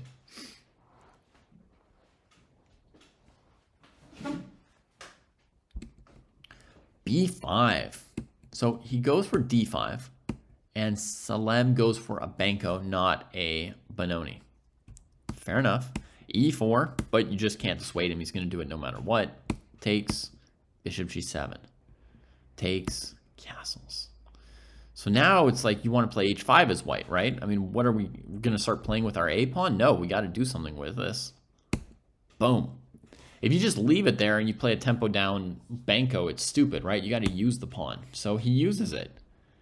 Knight H5.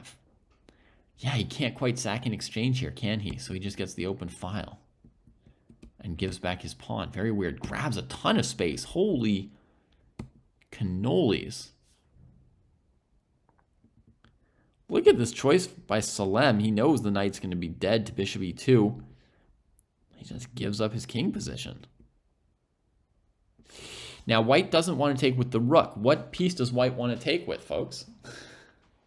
Can anybody read Fedoseev's mind?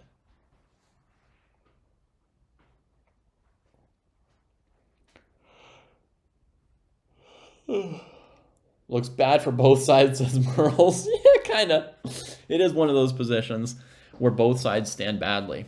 And many of you have guessed correctly that in an ideal world, this queen would take on h5 for white. I think a big question was queen d1, but he played f4 probably with the idea of queen h2. Maybe he wanted to prevent this knight from getting around. But how bad would it be if the knight got into the game here? This looks livable for white. As in, I could live with this. You know?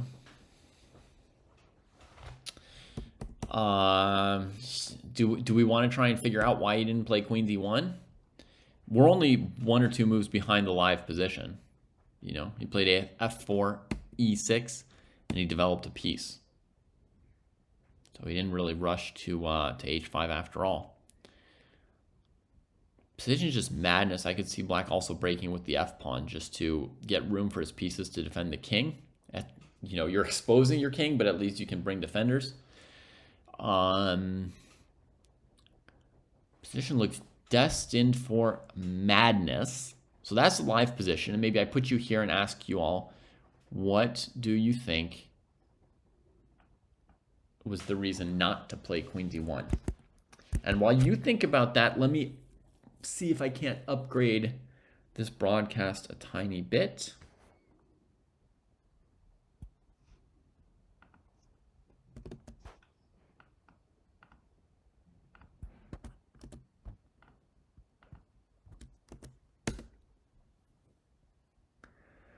Okay, do that.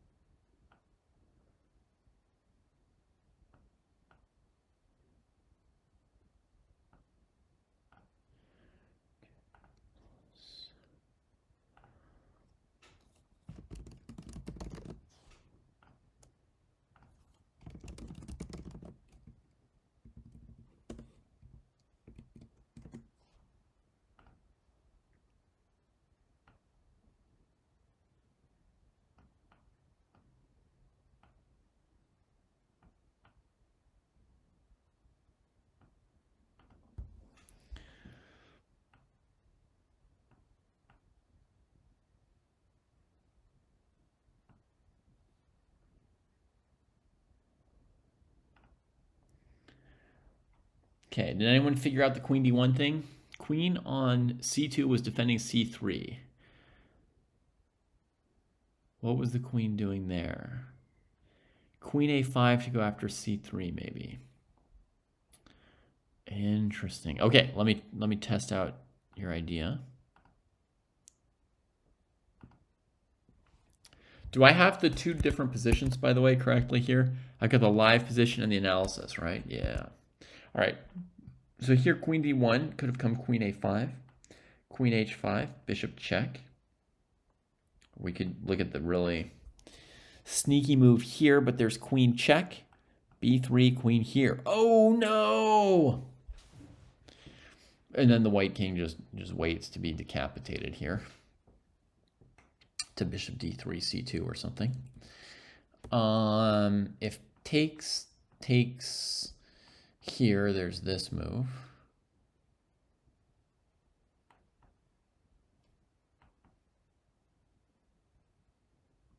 Okay.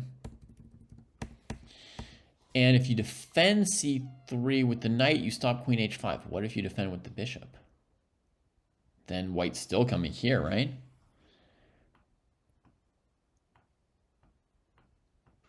Something like this could happen. It's very risky to trade a dark squared bishop for sure, Blibba. These variations are razor sharp, and I doubt that any of us, unless there's somebody using an engine, I doubt that any of us on our own have much confidence on the evaluation or who's doing what here.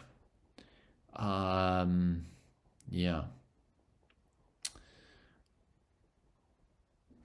I mean, the variation where we gave up the bishop to win a pawn.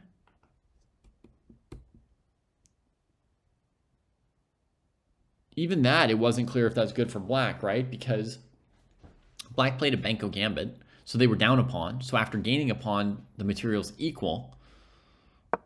And, you know, white's dark squared bishop is dangerous.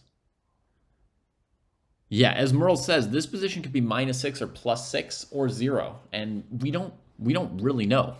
We're just guessing at it all. Yeah, you can go bishop b2. Black already can't take because of mate. They go queen g6. If white trades queens, it feels like the worst of it might be over, right?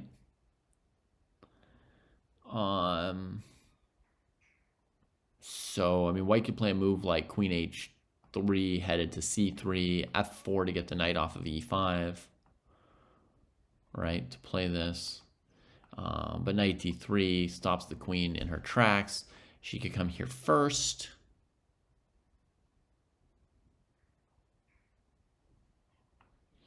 But now it's time for counterplay, you see.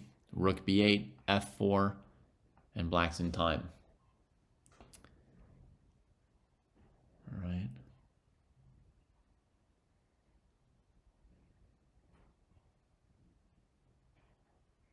Wait, what the heck? There's no knight d3 check. What am I? I'm just playing weird moves. Hang on. Queen e4? What am I doing? Takes.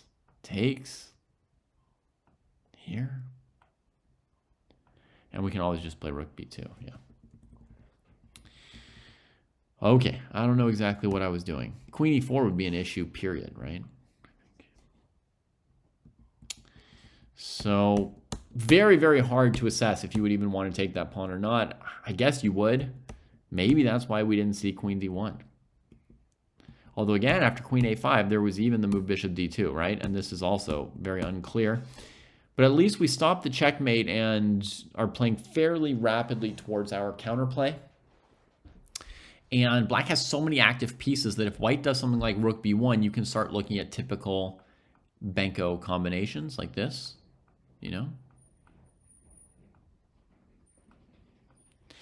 And then, right, rook a2 coming in or something like that. You know, it's all possible. It's all possible.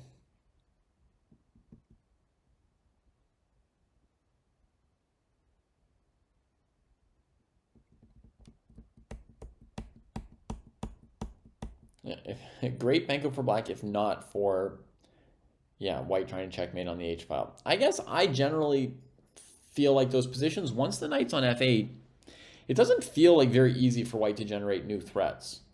So I vaguely start to believe that black could have a good position. For example, this move here, this super combination I just showed, wholly unnecessary. Just simple move bishop d3, and white falls apart. Game over. You know, we just look at this rook, and it all just collapses. So I'm like vaguely on black's side of those positions with knight f8. It feels like the black pieces came out to active positions fast enough. Hello, hello, hello, lazy Saturday. You're 2 days early, but hopefully you've got the day off work to kick back with some Sharjah Masters. All right, so f4, e6, knight e2, and queen e8 got played. And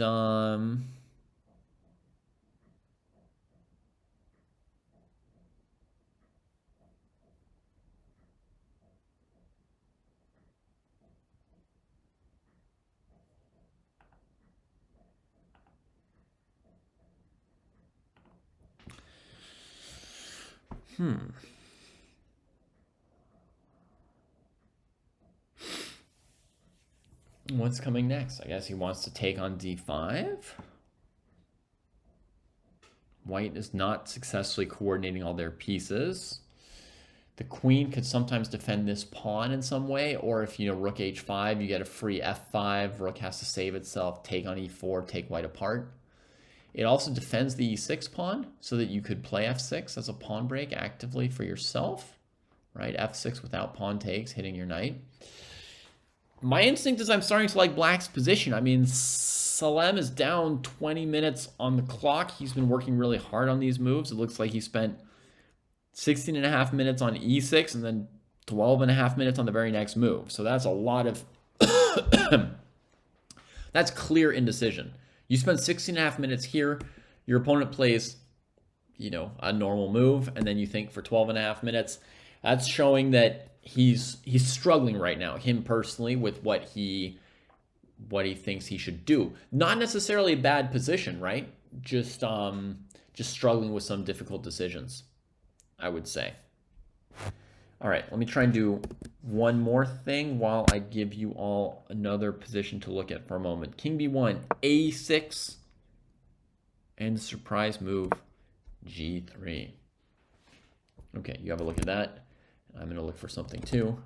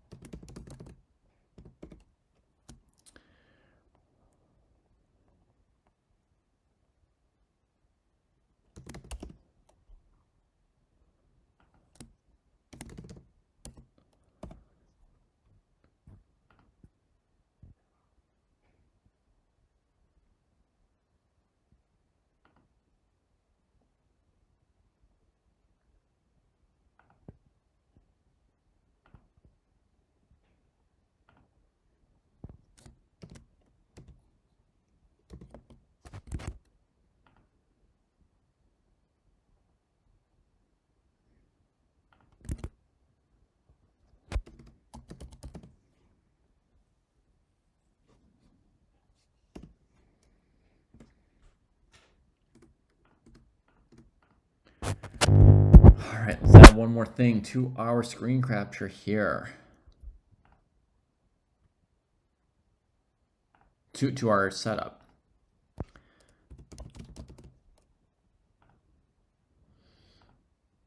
Do you know what's coming? Do you know what's coming?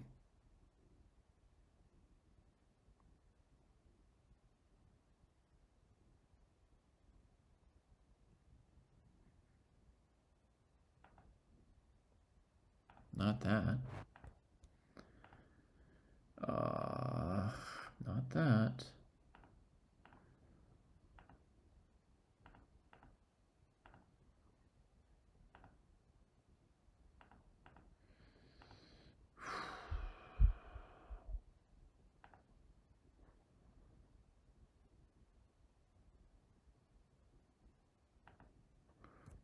Do that for a second.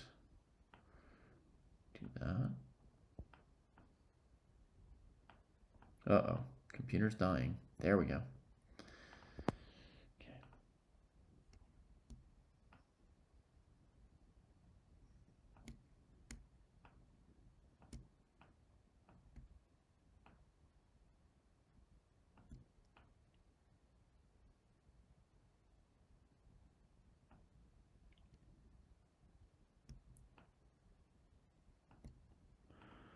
How's that? Almost.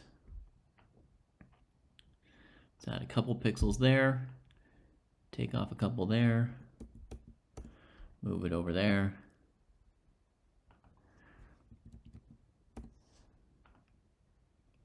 Almost. A couple more. One more pixel. All right. There you go.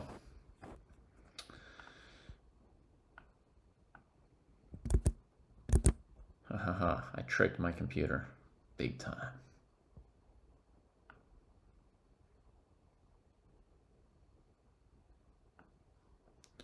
Let's see how my computer's feeling. Let me check the activity monitor. Oh, my computer's dying. It is dying. Folks, if you're thinking of getting a computer, do not get a Macintosh laptop.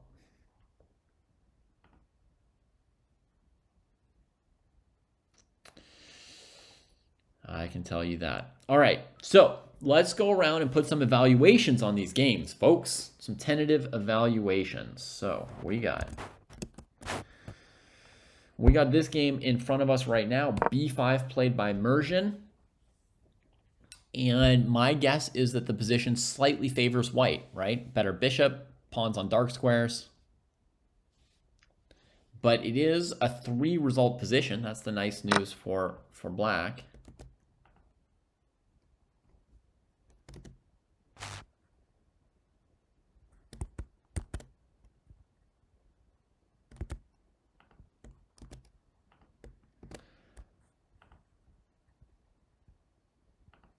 Let's give Tabata one more letter in his name and then go refix all our pixels after all that work. Because OBS just messed with them.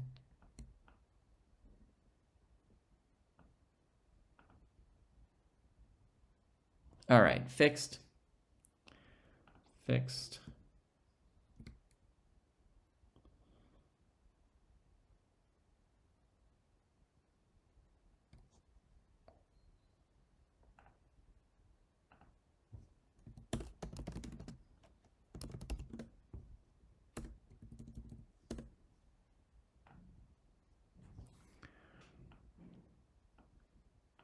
All right, so we can bounce around a little bit like this. Yeah. Hey, bestie.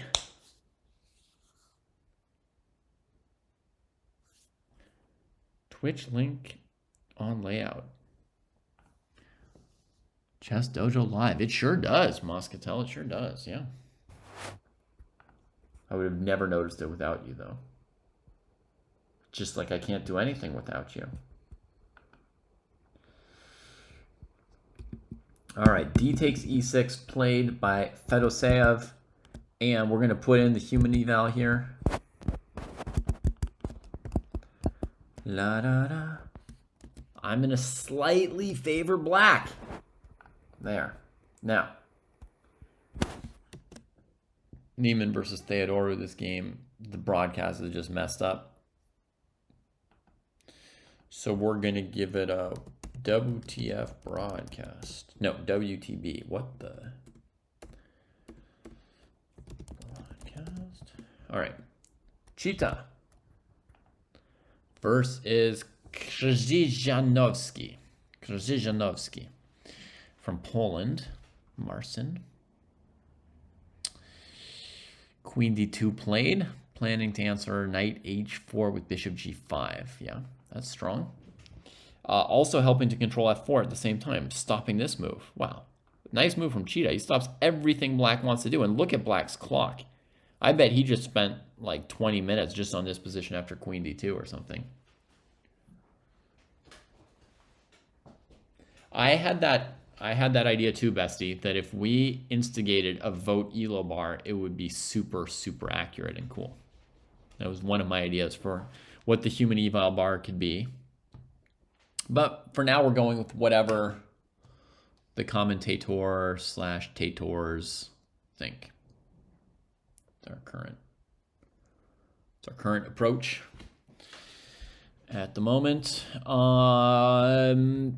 This indicates to me that Krzyżanowski is actually in trouble here, because this move kind of refuted everything that he wanted to do, I think, right? So like first blush this, right? Uh-oh. Double attack. Give the check. Boom. Right? And just, okay, the queen's attacked. Oh, maybe there's f6? Am I deciding too quickly? Boom. Boom. Boom. No, it's over. Peace up. So, second idea for black was to come knight f4. Let's just check if it works as a pawn sack, shall we? All right. What are black's hopes and dreams in this position here? Down a pawn now. Right? Down a pawn now. There's no knight to take advantage of any dark square outposts. There's only a light squared bishop. Both light squared bishops are limited by white's pawn structure. Both, to some extent. Black could go for b6, bishop a6, and claim the bishop's a little bit better than white's. But white has a plan to, move the queen and go f4, e5, and just roll over black with the extra pawn. Obviously, white would be much better after this pawn sack, right? Compensation, basically none. So, we must say that white is better on that board. Yeah?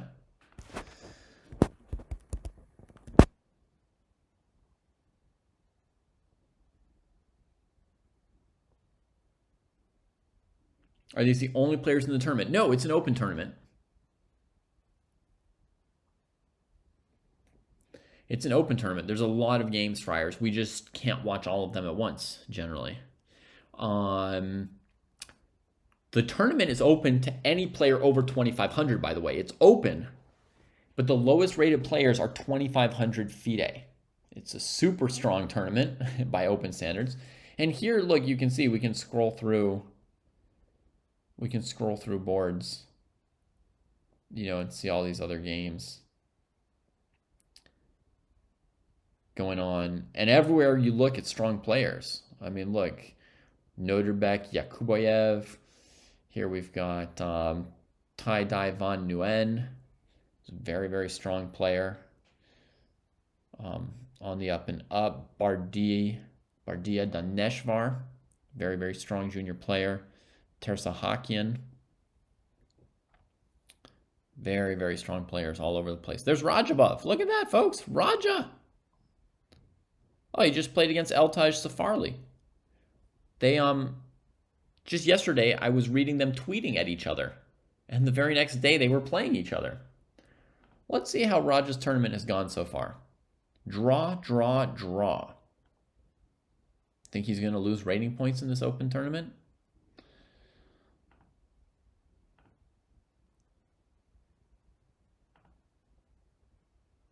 Did he play the King's Indian? Nope.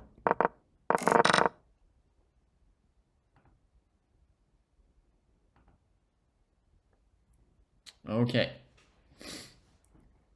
So yeah, it's an open. There's also a section for like 2,000 to 2,500 or something like that, and for under 2,000. They've got 3 different sections. here. US tournaments also have sections like that.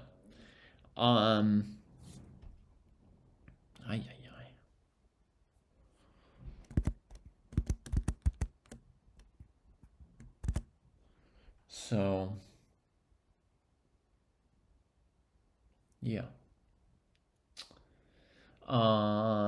Let's go back to our games. I think we might have to give up on the Neiman game because it's been like half an hour and they haven't fixed the position. We could put Shanklin Mittal as our 4th game here, and put that in our eval bar. Put that in our eval bar and smoke it. So we'll go Mittal Shanky. Let's give it an eval. Afternoon, Neetham. Welcome. So, Queen D2, fighting for dark squares. A4, hampering the structure. Right? Now this move's always going to leave you with this A pawn. You can go attack it, but Shanklin can defend it with knight c5. You're unlikely to ever make progress on the queen side now for white, now that he got the time to put that move in. Knight b5 going after c7. There you could make progress. Now, big choice between knight c5, which is an amazing outpost. I would just sort of smash that move and blitz. And the move Sam plays, which is to move the knight towards the king side. There's more pieces on the king side. And whoa! Mittal tries to break through on the queen side. That's a surprising move. And Shanklin's knight f6 surprised me as well, you know, because yes, it's more firepower on the king side. But what is he planning to do on the king side? It's also locking that knight where it can't come forward, right?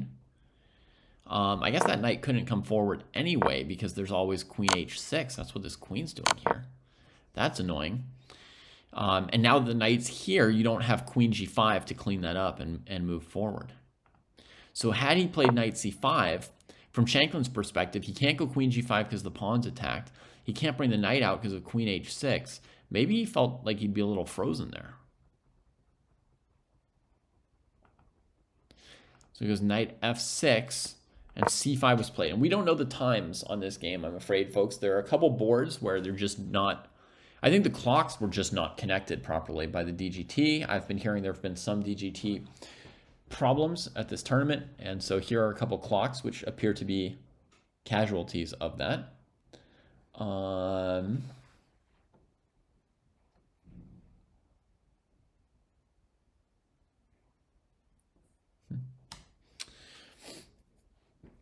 White has a lot of space, yes.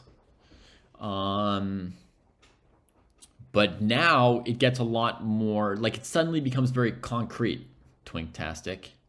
You know, like one move ago, I would have thought about the position like you just did. I would say white's got a lot of space. The dark squares are maybe a bit weak for white. You know, the queenside structure's frozen.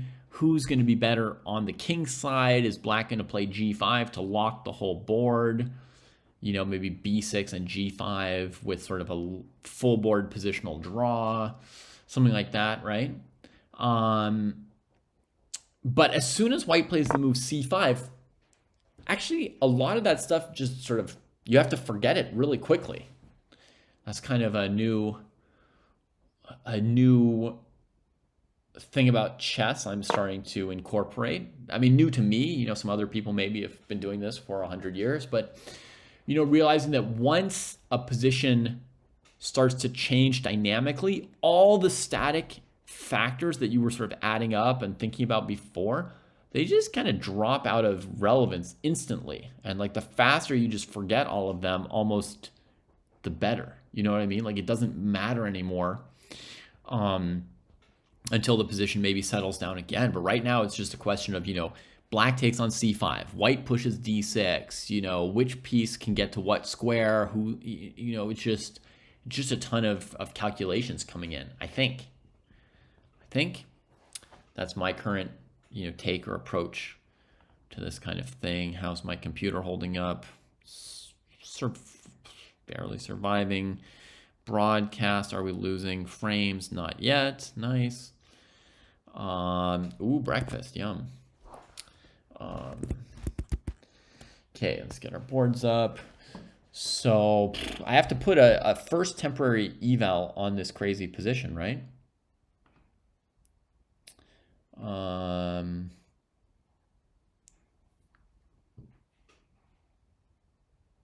on the one hand, white just elected to go for this, so you'd have confidence that white knows what they're doing. But I don't honestly see yet what they're doing, so I'm just going to calculate in front of you folks for a moment. Takes, push, takes, slam, right here. Idea if queen takes, knight takes, those pawns are hanging, and black's whole structure is kind of opening up in a way, because you see how c5 and e5 will be hanging next after we take either of those. Black feels very, very awkward right there. So after queen d6, you'd expect a move like this. And then what are we doing for white there? Something like rook here. Or rook c1 maybe? Also interesting. Takes here. Holds it all together, maybe. Rook here. c8.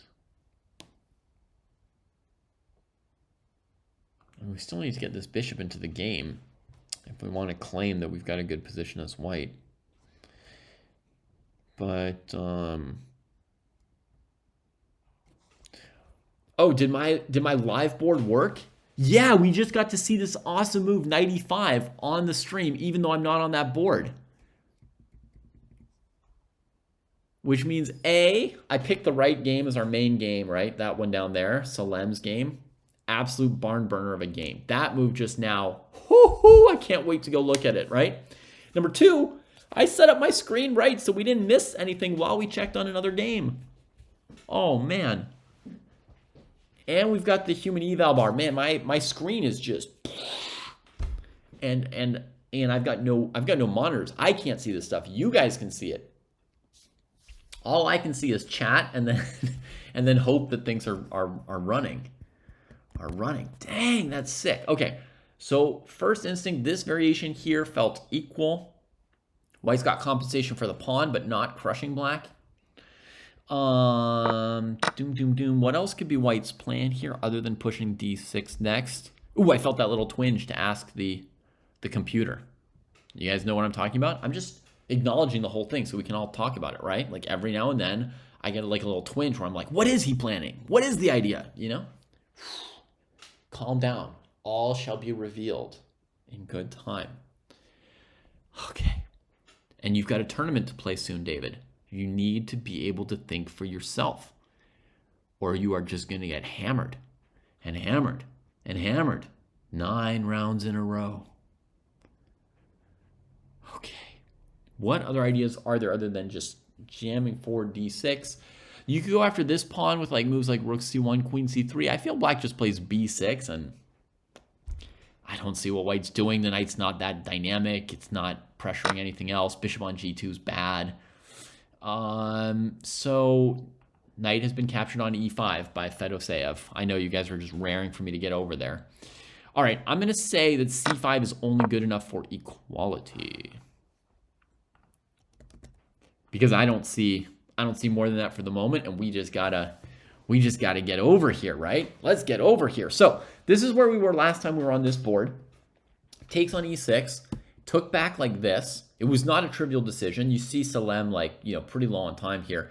Note there's no other time control. All he's got is 30-second increment on top of these 30 minutes here. So he takes with the pawn, providing some defense like this and starting to dream about opening the rook, right?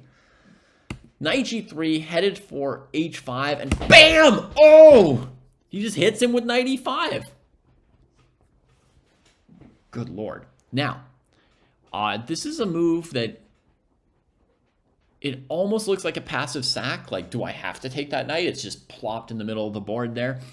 But the truth is, it's hard to work around both knight d3 and knight f3, even if they're not game-winning threats, right? It's not like he checked you or attacked your queen and you've got limited number of forced moves. But it's a little hard to work around this piece.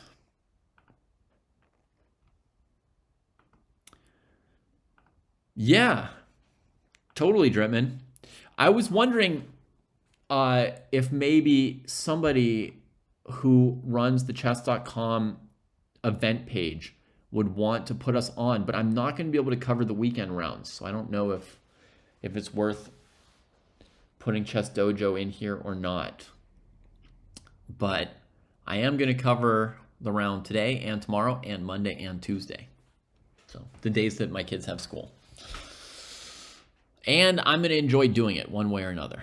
Okay, so knight e5. Fe5. Oh yeah, so first we're going to talk about trying to work around it. Okay, so the queen can't come this way because of knight f3. Knight h5 would be another candidate move. What would black have in mind against knight h5? I think black might do something like check, king here. No, that didn't go anywhere. Hang on. Okay, king here. Bishop d4. Something like this. The knight is pretty deep. Position's really messed up. White's queenside pieces are deep, but like in hibernation. Whereas black's pieces are just vicious. So now black threatens knight f2, but more than that, it's like all the black pieces are coming to life, right?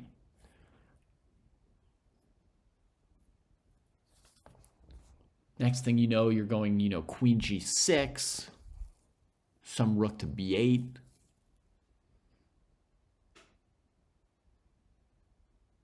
Oh, but there's knight f6 check to deal with, right? I mean, there's always this option to force things forward in a direction white might prefer. Oh, the queen can't even take. I wanted to take with the queen next. Something's happened. All right, queen g2 was played, the move suggested by somebody in chat here. Okay, but you guys can see that in the corner board. I'm going to keep working my way through, like, what's going on with this knight move. I mean, it's desirable to take it if we can for white, but it doesn't look like it was 100% forced. It was like a semi-passive sacrifice, I guess, this knight e5 move. If you guys know that term, it's like, there are sacrifices where you like smash the piece and it's like check and attacking the queen and like you have to take the sack, and there are other sacks where it just kind of sits there and it's like you could take it or you could leave it there for a while, right? This is sort of semi-passive. It doesn't have like a super obvious direct threat.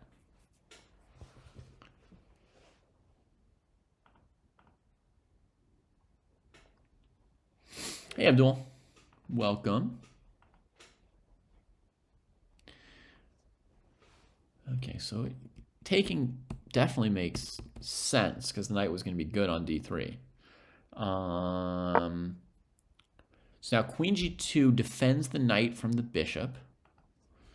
Why could the knight not go to h5? It's potentially really disturbing, folks. I'm not screaming yet, but in my mind, I'm wondering if I should be screaming. I'm going to wait to see. Yep, chess.com confirms that this position is checkmate. So now let's go through it again, but this time I'll scream. So why didn't he take on h5? Oh my God, could it be? Oh, queen takes knight. Oh my God, what is this? Crisscrossing bishop checkmate. Oh my God. All right, there you go. That's what I was thinking in my head the first time through. I was just afraid that it wasn't checkmate. I didn't want to get it wrong. So that's why the knight can't keep going, right?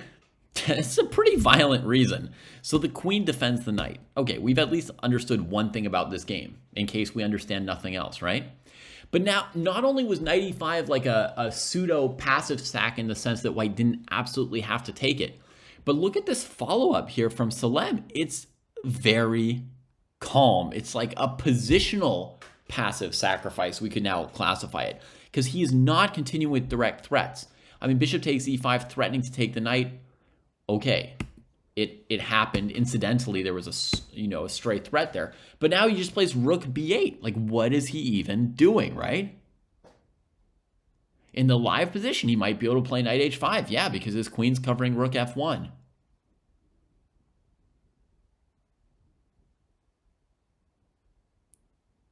Yeah, they're in the deep dark forest here. That's absolutely right, Blibba. And Fedoseev, I mean, he's got two stupid knights, a rook on a1, bishop on c1. He's got like a lot of bad pieces doing not much. Can we check Erevin's game? We can. We can. But Blowhot, are you not feeling like this position here is compelling? Like this game and this position, and you're like, oh, let's check something else? I mean, Erevin must be your brother or something. You must be related to Cheetah to want to step away from this position. I mean, my brother is playing, and I still want to watch this position.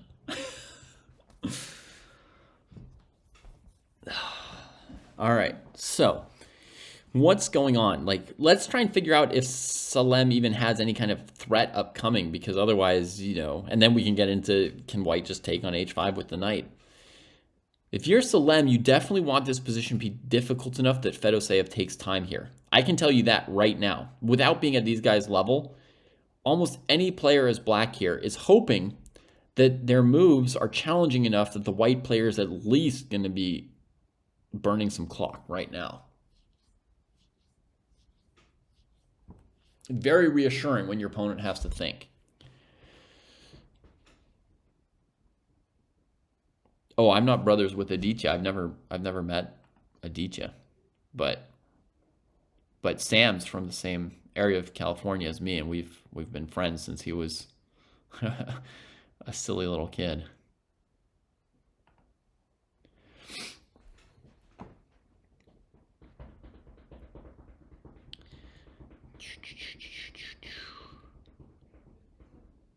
Oh, and you like Salem. Then how could you turn away from this, Blowhot? He is lighting this tournament on fire right now. He's trying to burn this 2700 to the ground with a positional piece sacrifice as black. It's insane, this game. It's insane. We're definitely on the hottest game of the day. Okay, what would black do next if black got to keep moving? Like rook b8. I don't see what he's up to yet myself, right? So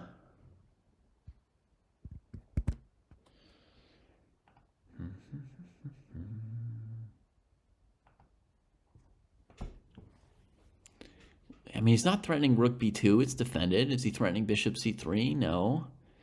Is he going queen g6, queen b5, queen a4, queen f7?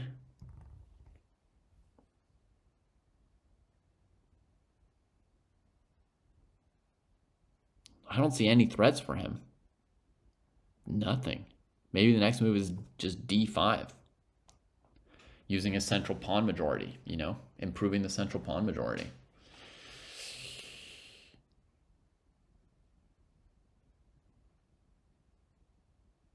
Rook b4. Okay, we've got a suggestion. Maybe rook b4. What's the idea with rook b4, though? This pawn is defended by both knights. Our bishop can only take out one bad knight at a time. I don't see a threat with rook b4 yet, Parapixels, so I'm looking for, is there a threatening move from black? Somebody suggests taking on c3 and going queen b5. To me, again, that doesn't really threaten too much just yet.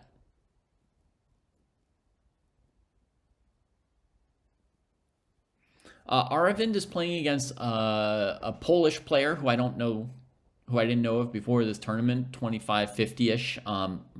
Marcin Krzyzin.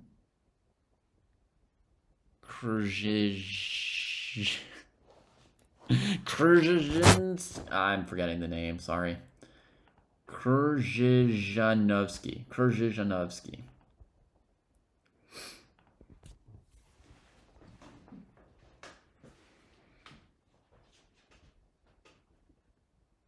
So Bliba, you only got one DSB, yeah.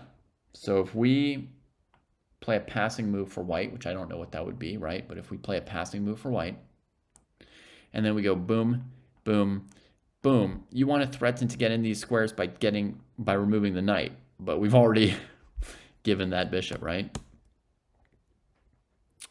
Yes, the current position is white to play. That is correct. We're just trying to figure out what black is up to before we even consider a move for white, because black sacked a piece and then just played rook b8. And so we're like, what is black doing? And if all black is doing is playing d5 next, then we can start looking at knight takes h5, like everybody wants to. To me, the most useful move I see for black here to improve the position is d5. That's what I see. Maybe h4 is a threat. h4, and if rook takes, then maybe you give this and get the rook to f1, king here. Even that, it's unclear. I mean, you've given a good bishop. Your rook is good on f1. You're tying white up a bit, but yeah, I mean, even that is at best fairly unclear. And knight h5 definitely stops that. Okay, so I think that we need to look at knight h5. And yeah, I'll just say, like, if white does sort of nothing-ish, I think I would play d5 for black. But white has to do something. Like, if they go bishop d2, you can play rook b2. If they go rook b1, you can play bishop takes knight check, and the rook hangs, right? Maybe bishop e3 is the closest to a non-commitment move from white. And I suspect black would give an exchange there. I think, like, they might just do this. Grab this one, get some crisscross going on, and then even come back here and repin those pieces. I could see that happening. They might also just play my d5 suggestion at that point. Okay. So all that said, it makes a lot of sense to play knight h5. By the way, folks, for everyone who's wondering about my approach of trying to think about what black's up to, you'll notice how long Fedoseev spent on this move, right? Even though it may be that knight h5 is the only candidate move for white, he still thought a long time on this position, right? Why? Because he needs to do the same thing, I think, that we were doing. Probably. I could be wrong. I'm never confident when I'm talking about 2700s because I don't really know what it's like in their heads. But my sort of guesswork here, right, is that even if knight h5 is kind of the move, he needs to orient himself by figuring out what's black up to, what is his idea, what are his threats, etc., before he goes forward. And then, once he's figured out, okay, black's not really threatening anything, they're probably playing a move like d5 or something, then yeah, I mean, he'll come around and look at this. Okay. In response to this, I think a major candidate move for black would be queen g6. So I'll just put that on the boards now that we're going to start looking at some variations. This is what I'd imagined earlier. It prevents knight f6 check because of bishop takes and the queen.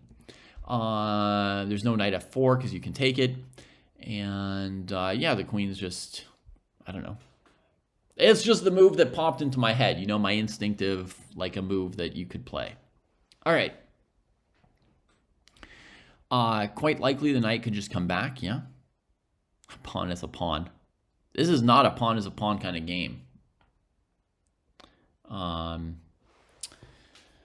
cool, Dripman. Did you just made that happen, right? That's not an accident. Next Wednesday for the final round, I probably won't be able to because there's no school on Wednesdays in France, period.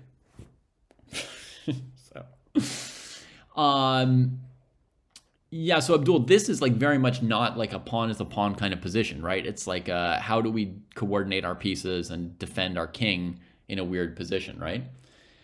And by that measure, I'm not pumped to have just spent 2 moves eating the pawn. But again, I didn't know what else better to do, so maybe that's fine. So we go knight, knight. And now what do we do for black? We just play d5, right? Am I going to hang this bishop in a second? Maybe.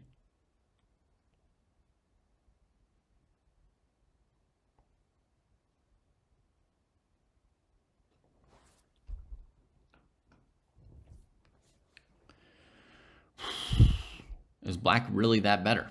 None of us know, Blowhot. That's the excitement of it. And until somebody looks on an engine and then tells us the answer, we will continue to not know. Please don't do that, folks. I am guessing the black is better, but that's just my guess. So if you've noticed my little evaluation bar down there below the analysis board, those are just my guesses of how these games are going. I prefer black in this game. So, yeah, that's my personal guess. Very much open to being wrong. It's less likely to be wrong when, you know, Jesse and Kostya are commenting with me and we're correcting each other and so forth.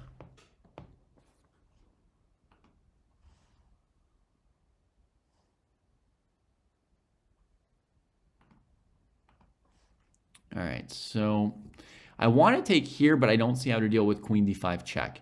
If I move the king, this is check. If I block with the rook, then I don't have rook e8 anymore. Oops, unfortunate. And if I block with queen, then I imagine white trades the queens off, you know? And then now I'm in an endgame with this Pete sack, which I'm not feeling good about. Knight h5 has just been played, by the way, folks. You can see it over on the live board below. So let's go e5 and find a better move for black here instead of the takes. So like Abdul says, this looks like a pretty cool move. Queen into the middle of the board. Boom. Oh, wait. Folks, Salem moved very quickly. In 20 seconds, he played my queen g6 move. Yes. I'm a GM today. Queen d3. Threatening the knight. White's got to do some knight to e4 probably. Oh, but then pawn takes is going to hit whatever knight that is. Okay, so let's go here. Here. Throw the check. I'm getting black checkmated, right?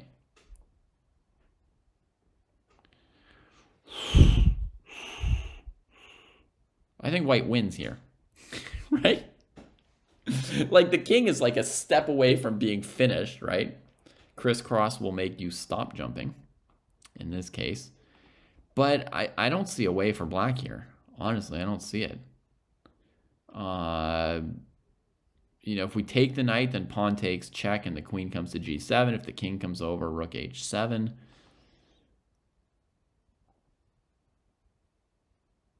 Yeah, I don't see it.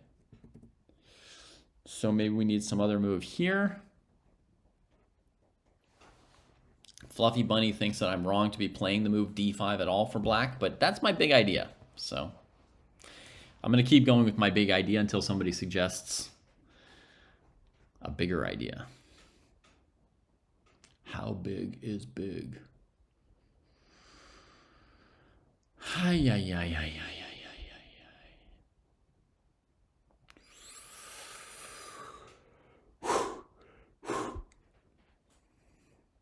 Chess is difficult, is it not?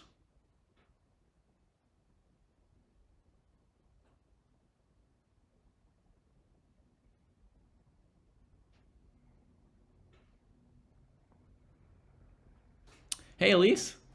We got quite a game going for us today. Oh, yeah. Who am I rooting for? In this game, I am rooting for Salem because he's played moves I like. Before the game started, I wasn't rooting for either of them. I was impartial and unbiased. And now I am biased in favor of Salem because of his play. Munich's not for another 9 days. I'll leave for Munich at the end of next week. I think they found some moves. Yeah, all right. We can discontinue this analysis because Fedoseev played this other move I was thinking about, bishop e3, the only other sort of normal looking move. Looks good.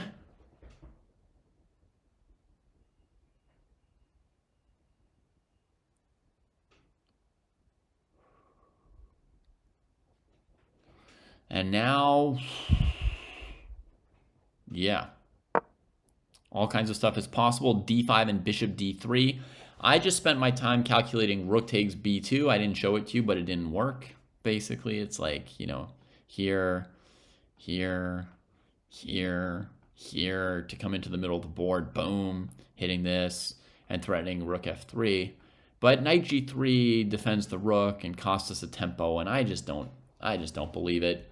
Oh, and I found this. You didn't have time to yell at me. I found it. Ooh, that's why I'm doing the commentary. Okay, so I think the two more main moves here for black were bishop D3 and D5. And we got D5 very quickly here from Salem. He has just kicked it up a notch on the last two moves, pounding him out, turning around the clock situation. He was down 20 minutes for much of this game, and now he's putting some pressure on Fedoseev here.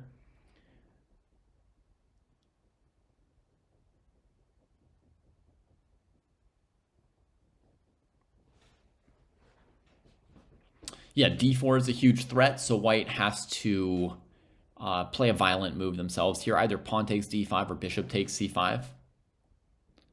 Right? Those are the options. I mean, I've got nothing against Fedoseev, but even if he plays castles queenside, I'll keep rooting for black, right? Because it was black who started this mess, right? And he's just struggling around best he can with the mess that Salem forced him to play. Salem is the one who said, let us go to the deep, dark forest, right? And you guys all know I like the deep, dark forest. So, most players' ratings have gone down 35 points between 2023 and now. If you look at the top 40 players in the world, minus 40 points is probably an average loss in the last 6 to 7 years due to deflation. So Fedoseev, statistically, his rating is right exactly where it was among his peers since then. He's neither particularly gone up nor down. I think D5 was a mistake because it gives white space in the center to counter. Well, the variations will tell the truth, won't they, Fluffy Bunny? This move will either work or it will not work. It does hang all the pawns. That is for sure, Nicholas Tarella. You are correct on that. Hello to Gabriel.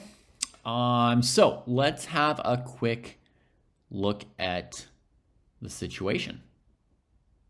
All right. Abdul has changed his mind and says white is losing even with an extra piece. Beautiful. The black pieces are trying to rake the white king, you know? So let's say we take here. Now, previously, you know, pawn takes, queen takes wasn't quite working out, but now the move queen d3 looks pretty good with an extra tempo on this dude. This thing's undefended.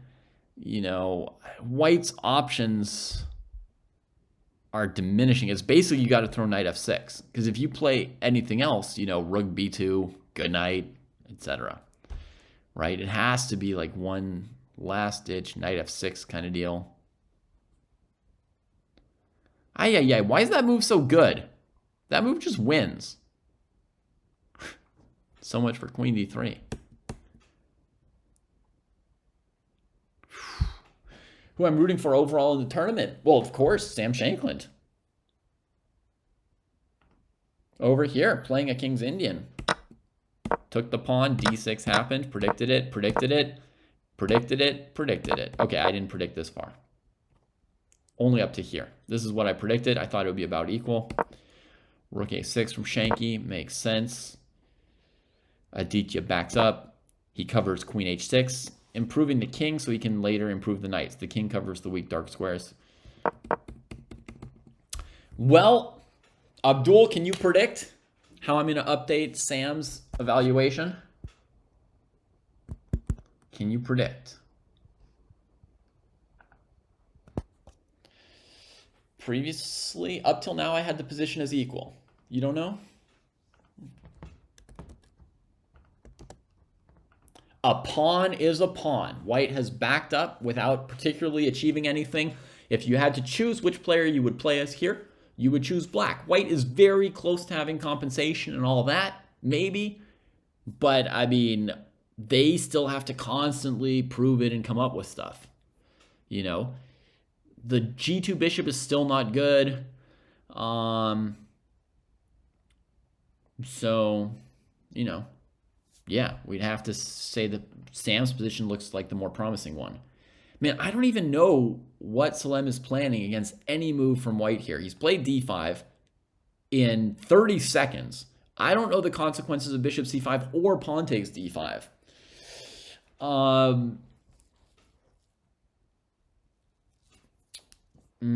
Yeah, there are a lot of interesting questions in chat, but I can't answer all of them because the position beckons, and so does a text message about the kids and pickup and stuff. Let me just quickly text while you guys watch the Dubai Open. Very thrilling.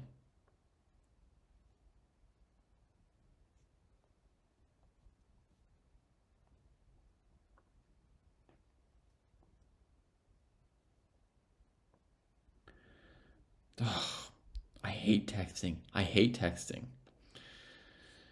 Oh, hate texting, hate cell phones.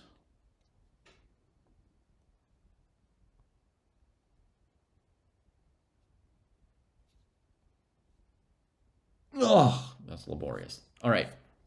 Sharjah Open in Dubai. Thrilling chess and me texting. Yeah.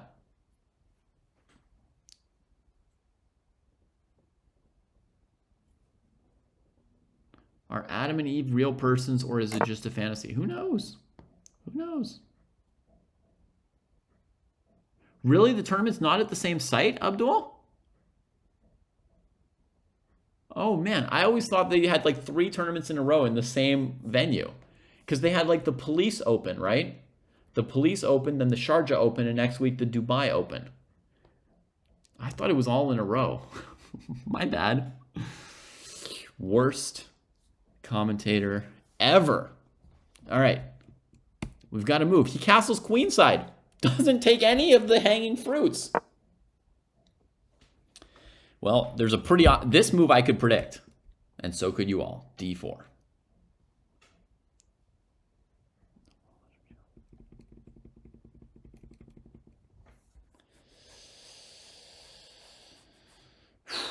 D4. Whew. Well, looks like he's winning back the piece, right, folks? Instead of losing all his center pawns, and we don't know how he was going to deal with it.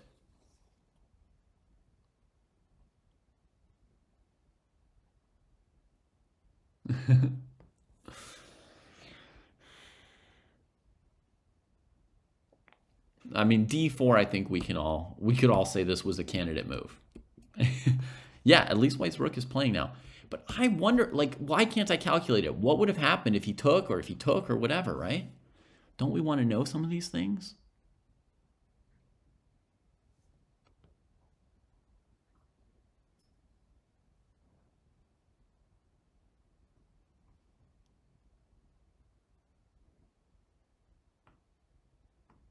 Maybe rook here attacking this piece?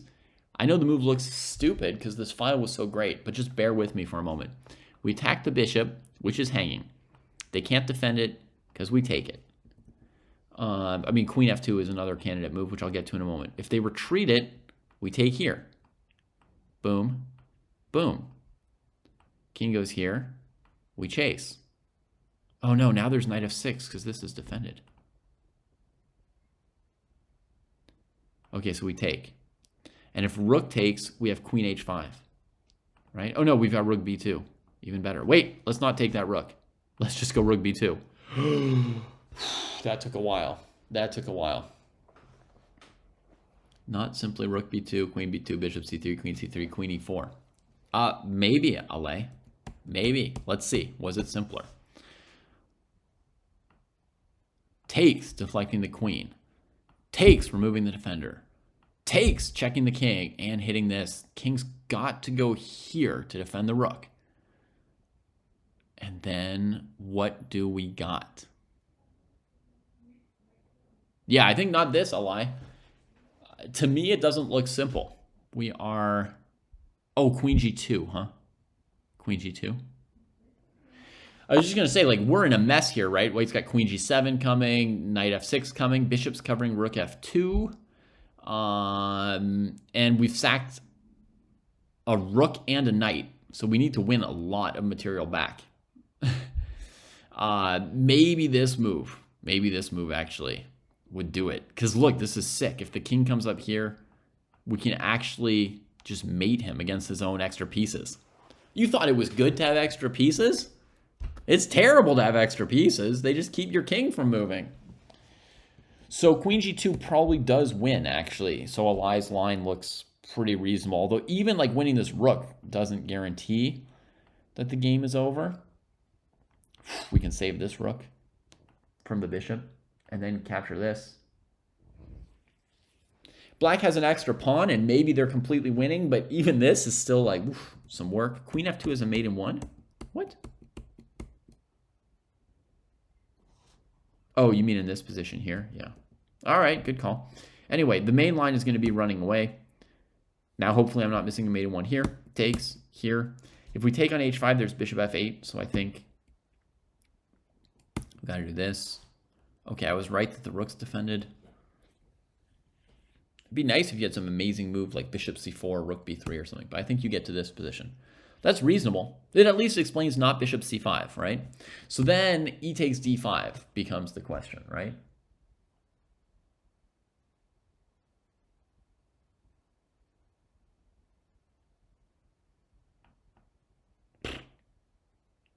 And I've got no idea there. Good Lord. No idea there. You guys, for those of you who are like, what's with all these variations, the live position can be seen below, I think. Yeah. So pawn takes d5. What would black do? Merle's is saying maybe take and rook b1. Wow, what an angle. But when the opponent's king is badly enough placed, you have all kinds of angles, right? Look at this. We're not going to miss this mate in one. I've seen like what? Like 61% of the mate in ones today, easily. Fantastic score. Here. Here we collect this with check, and probably a continuing attack would be the suspicion.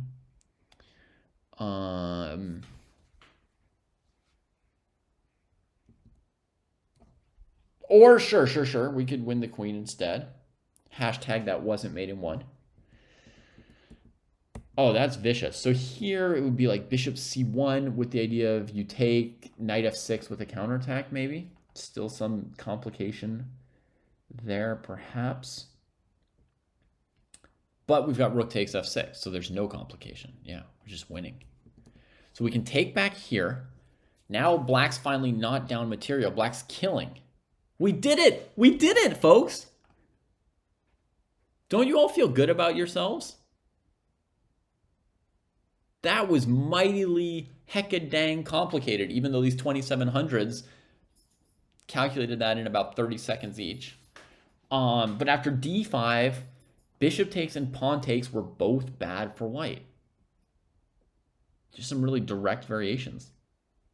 Yeah, about 1,000 of us contributing moves together, we can eventually find the variation in half an hour that they found in half a minute. Come on, that's pretty good. Pretty good anyway. d5 castled. d4. Live position, rook g1s.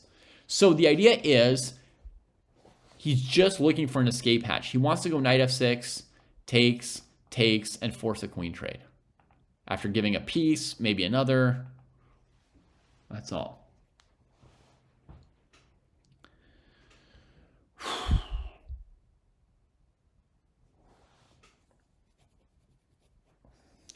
So very much a desperate move. And now my sense is Salem would be sitting here trying to calculate a forced win. Yeah, Vladimir wants to bail out. Yes. He just allowed d4 forking his pieces, then left both of them there. He's just trying to trade queens. He played h4, h5, but Salem gave him more than he wanted. So now he's like, no, I didn't mean it. I didn't really want a crazy game. I just wanted an equal end game.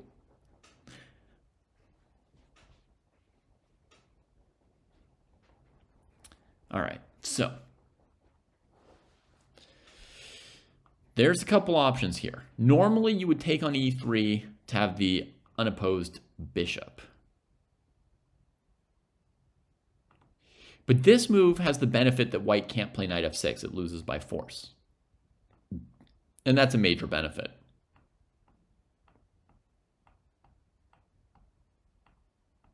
You see? That's a major benefit. So there's some more details, but I think white would actually play b3 if he took on c3. And now we'd have one more move to do something fantabulous here as black, but I don't quite see it.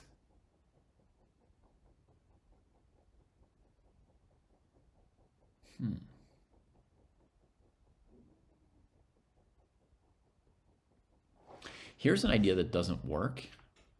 Bishop d3, check, takes, bishop takes e4, right? Trying to bring the bishop here and keep this pawn really strong. But white has queen e4, right? And you can't take it. So d3's the option, but he's already taken on c3. He just did it. He thought for 6 minutes on that. That's not enough to calculate a forced win. Generally.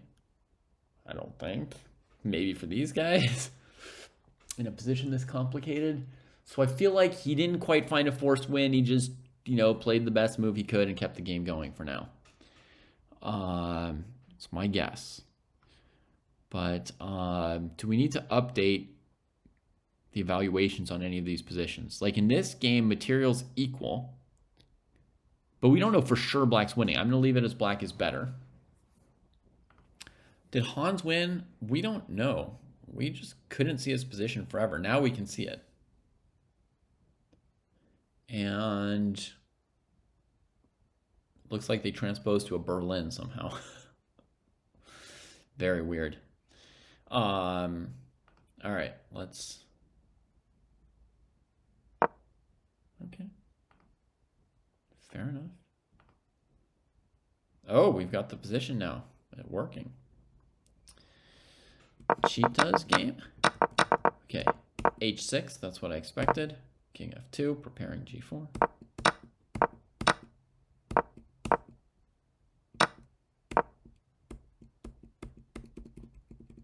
Interesting. Pawn sack. White's still on top. I don't think anything's changed. Oh, wait. Knight e3 and bishop f5 would regain the pawn. And then black looks fine, actually? Hang on.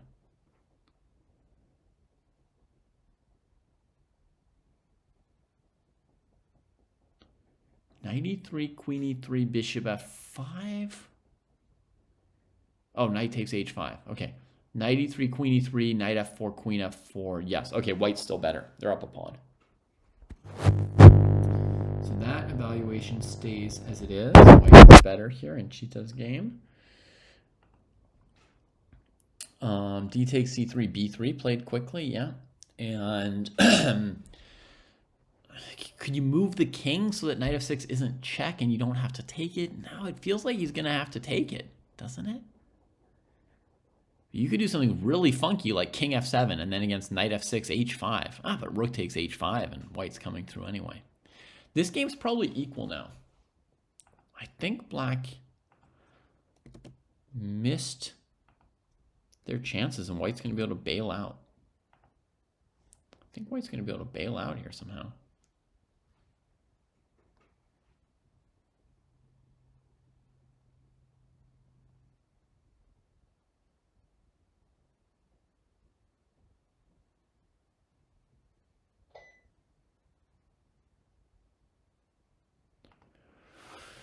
Salem thinking.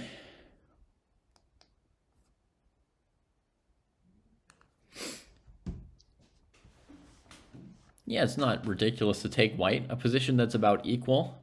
I would expect about half of you to take black and half of you to take white, or maybe 25% to take white, 25% to take black, and 50% to not really care too much.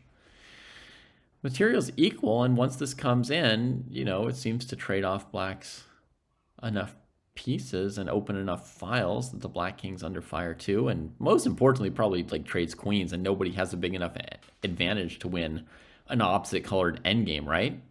We're talking knight f6, taking, queen taking. I mean, nobody's gonna win that, or nobody's super likely to. Hi, Jericho. Feels like white has better pawns. Well, I mean, black's c pawn is pretty good, and they can always play c4 and trade this one. This is sort of like a likely move, right? c4, knight f6, takes, takes, takes, takes, here, here.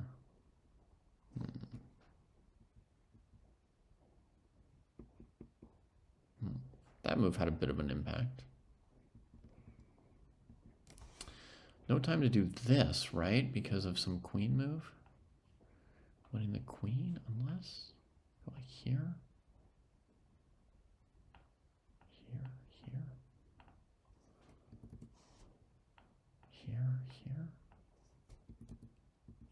Holy moly. Maybe that's the answer for black. c4, knight f6, take, and then take on b3. Evening out the pawn structure for the endgame.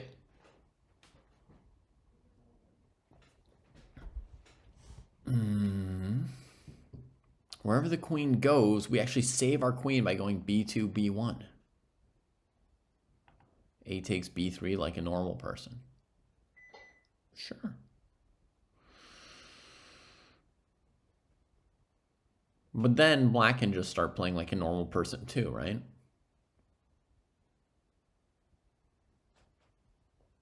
Give this for this if you can.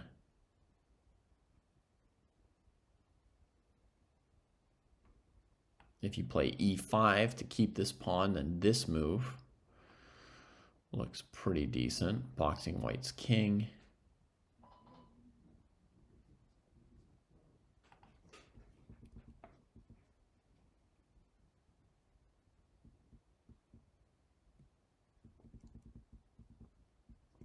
Has he moved, by the way? No. This live position is after b3. One definitely has to wonder, like, why not grab this piece, right? Knight f6. But I guess that's the answer, knight f6, you know? And there was no way to stop this whole knight f6 deal?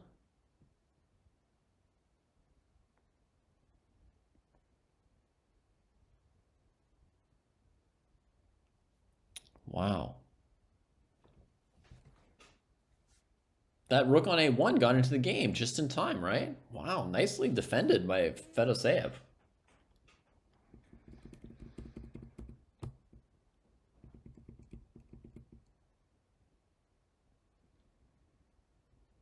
Yeah, that's the line, Foos.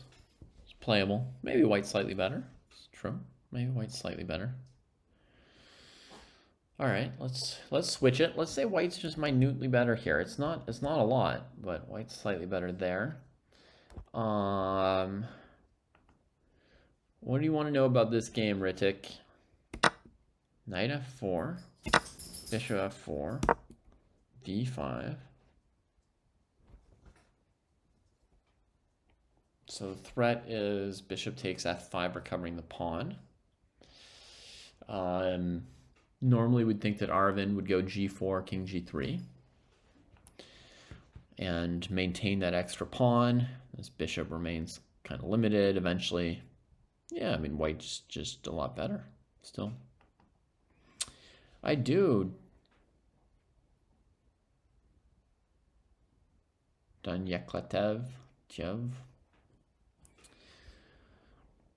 I do have a dog. Yeah, I think that Arvind is just better here. Like a lot better. Full extra pawn, nice position. Great chances of winning. Let's see. Bounce around with Shanklin's game. Rook c4. Rook c6. Huh. Queen c3.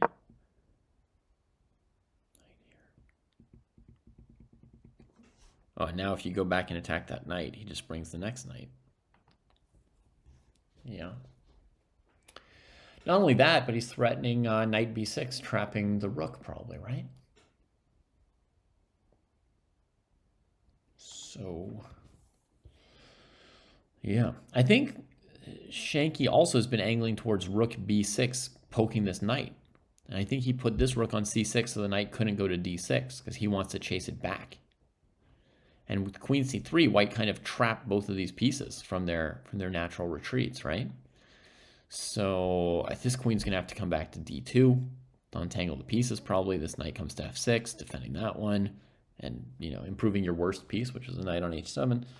You know, Sam's looking very nice as well. You know, we've got a couple games here that are basically on the theme of, you know, being up a pawn is good. Neiman and Theodoru, I don't know how well their board is working, but you see a very opposite colored bishop Berlin style endgame, right? Black with the doubled pawns here.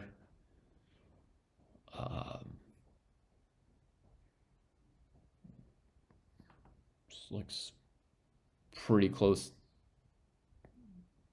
Yeah, it looks like one of those like tiny edges for white, but not a whole lot, you know, like you've seen a lot of games drawn in these positions. Han's far more active. Maybe a little bit.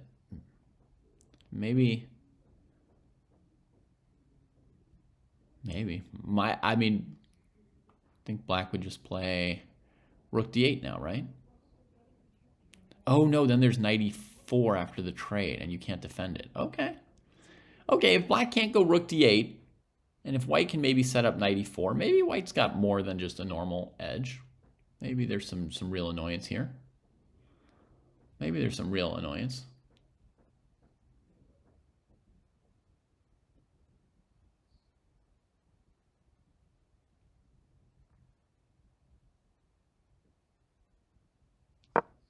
Yeah. Oh, that's a real not good of a move. Let's not use any toilet words unnecessarily, but that's the kind of move you might flush. b3, and Salem thinking long and hard here.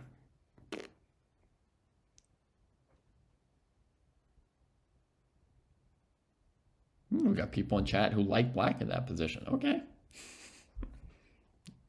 To each their own. And how did this game go? We didn't get to see much of this game, actually. Oh, this game's going really slowly. That's how it's going. They've only played like 4 moves while the other people played their, you know, 2/3 of their games. This is where we saw it. Knight h4, threatening knight g6. Queen got out of the way of that.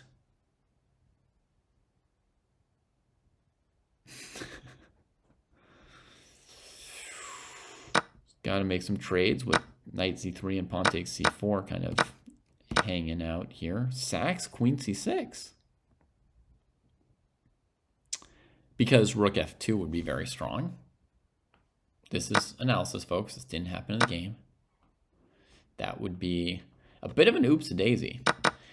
So you play g4 to put the knight on f5. Rook f6, not knight f6. This would be the move that coordinates all his pieces, and I guess he feared the pawn because now he doesn't have rook f2, right? But that's odd. So the knight comes. Knight b6. And the knight retreats. What? What's up with that? Allowing the bishop to develop to g4 with tempo. Black's knight's coming to a4 and c4. Amin has like lost the thread, even though he's got this huge time lead. I mean, Merchant's just not caring and getting into a great position now, no?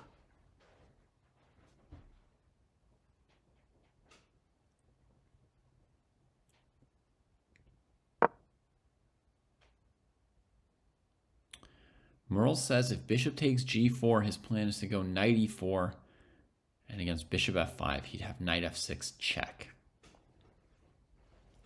Okay, there's a plan to it. There's a plan to it. Bishop takes g4. Maybe there's still knight takes e4.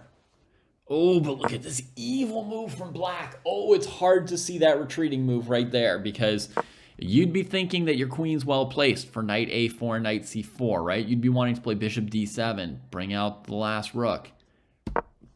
But he hits the f2 spot immediately. He's threatening. And his idea is that if you do something like knight h5, he takes, gives up c6, and then comes back. Here. Ay, ay, ay. Best be ready. Best be ready. Queen f8 is a big move. I'm going to switch it from white being better to black is better. Could be wrong, of course. You know, that's part of the fun of it. Just bouncing around on these evals. Queen f8, nice move. Merging low on time, but its position looks fundamentally good with this f-file. b3. I mean, play the move bishop d3 finally. Okay. So I think knight f6 check will be fine for white. I considered this move earlier.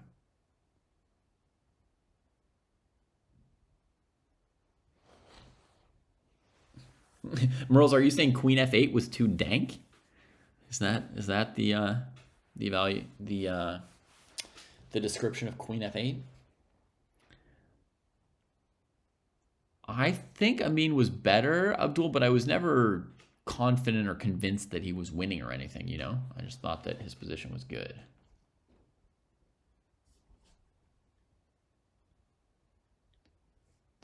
Didn't know by how much. That kind of thing's hard to know.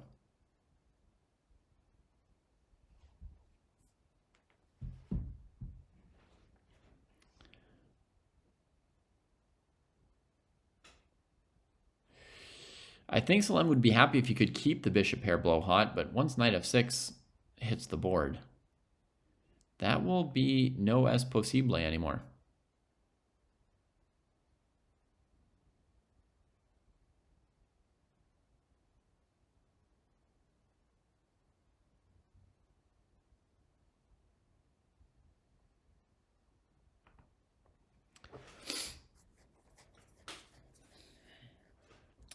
Fedoseyev's taking a while to play knight f6.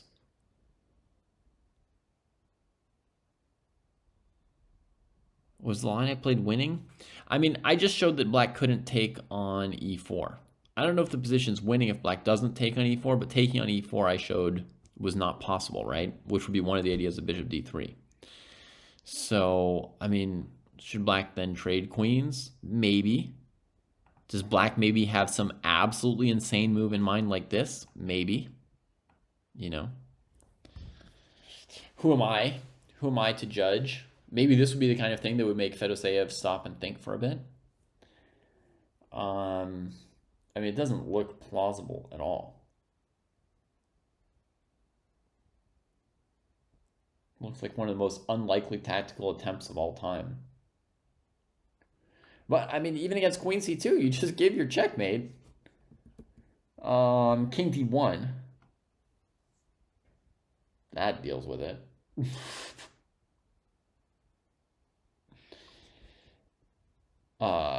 You know, just a block. Just a block. Too bad. If this worked, then I think Gabriel and Merles would have agreed that rook takes b3 in this position would be pretty dank with like a queen trade forced on the table, and even we're allowing the queen to move and win our queen with the rook. But yeah, it just doesn't work after king d1. So I don't know what he's planning here, but let's say something like takes, here might be likely. And then, you know, rook g7 he'll take, rook h7 he'll take. It's an opposite colored bishop ending. The game goes on. It's complicated.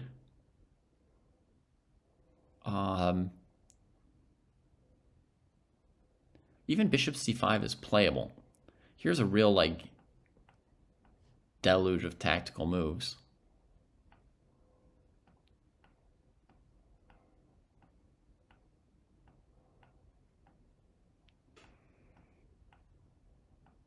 With an edge for white. Maybe it's dead drawn, honestly. Okay, move's been played, right? No, just thinking. Just some thinking. What do you guys think? The knight checks, takes. Is there a rook f6 line that we should double check before we just assume all this Normalski stuff? Is there any possibility of this?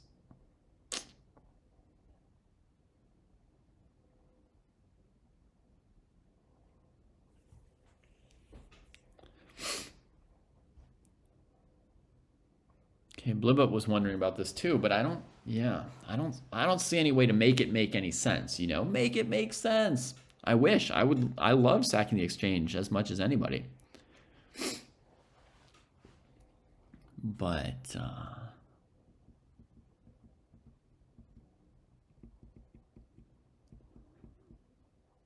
this is still just analysis. I don't see anything in rook f6.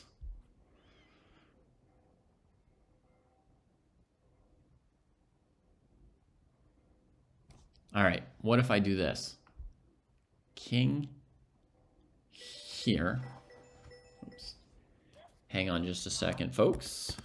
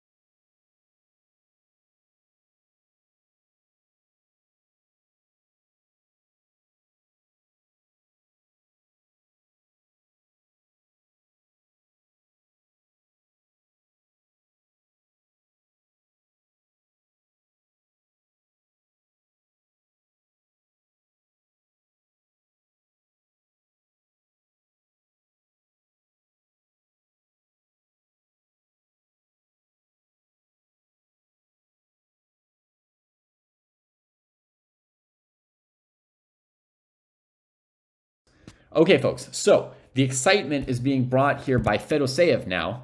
Merle's correctly guessed what I was thinking of with this crazy move that I came up with here, right? Which is I was planning to go here, here, sack the queen, and then leave both rooks hanging. That was my plan, of course.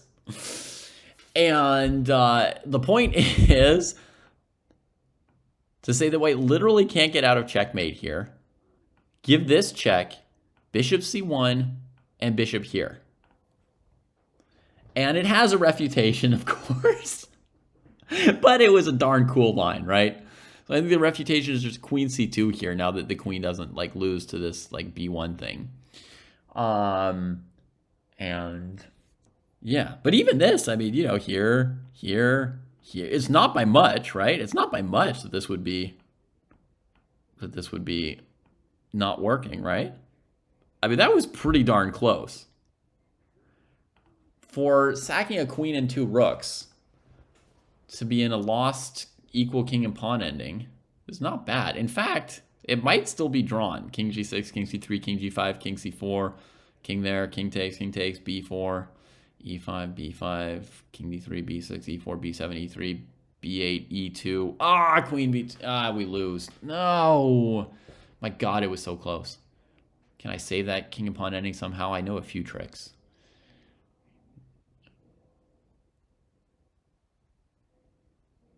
No, I can't save it. It's lost. Ah. Okay. Anyway, that was my fantasy variation, folks, for what it's worth. Ay, ay, ay. You know, the black pawn gets to e2, Fluffy Bunny, right? But because it's not a bishop pawn, white can win. It was really by very, very close. Okay. But Fedoseev played queen h3 here, just trying to... he just wants to win now. He's trying to force win against Salem, and Salem has not come up with an answer yet.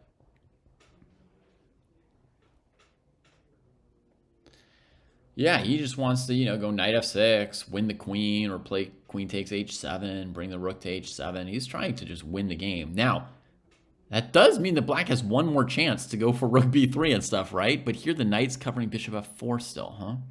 So rook takes, pawn takes. He's also letting black take on e4. Man, this is really aggressive. This is really aggressive. And he doesn't have queen g7 mate if black runs.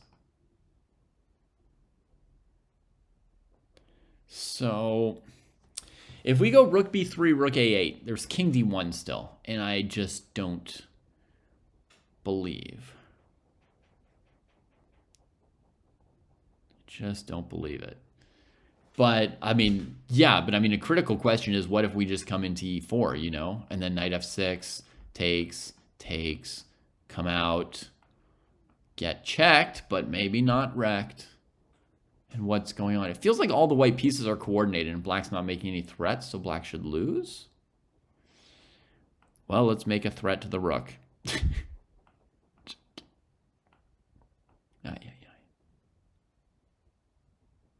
Ay, ay, ay. Move has been played. Rook takes b3 has been played! Oh my God! How does that work? He just played it, but how does it work? I was giving up on this. What did you see, Merles? Tell us what you saw. Takes, rook there, king here, rook check, bishop c1.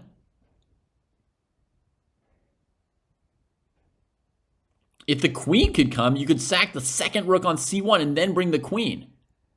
But there's no way. You didn't see anything. You just wanted to try it in every... Okay, fair enough. Fair enough. Oh my God, I have to go get the kids. Let me go grab their things so we can watch another 30 seconds.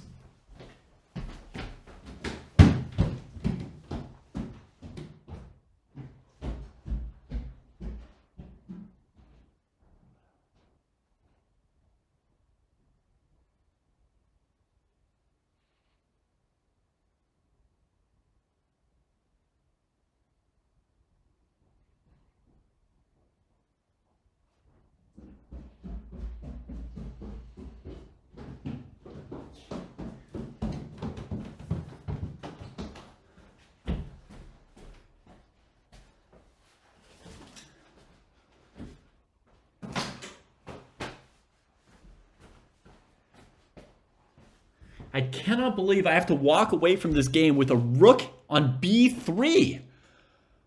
Oh! My kids would say life is not fair. You's got a variation for us. Takes. Here.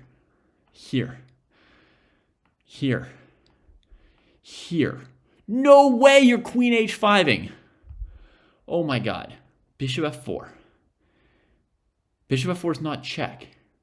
Oh, you played rook c1. You gave everything. You gave it all. Oh my God. Impossible. impossible. It's like the move of the century. I thought you were just playing around and the king could go in the other direction, but the bishop's on it.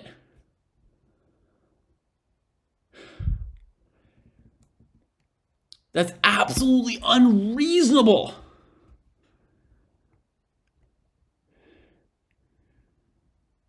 I mean, here there's no moves but to take. Rook takes c1, no moves but to take. No moves but... It's completely sound? It's completely sound? Check here. From here on, it's forced. This is just checks. I mean, this is just checks. From here on, like, anybody can just verify. It's just checks. You move the king to e1, there's queen e2 mate. You know? Take here, there's only one legal move. Only one legal move. Only one legal move. Again, there's only one legal move. We can see where this game is going to end, right? It's like here, here, here. All legal, all only legal moves. So what's happened here in the game? Rook b3, a b3, rook a8 has been played. Oh my god.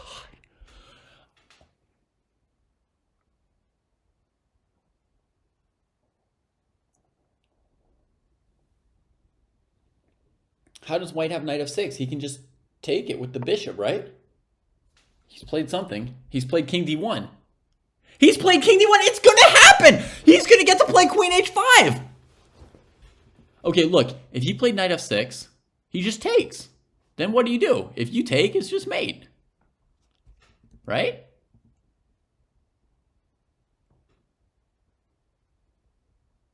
Oh, queen e6. Oh, queen e6. That's not fun. I guess he would go here. Right? To get out of checks.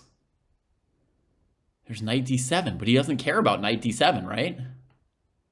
Do. I don't need this. I don't need this. I don't need this. He doesn't need any of these things.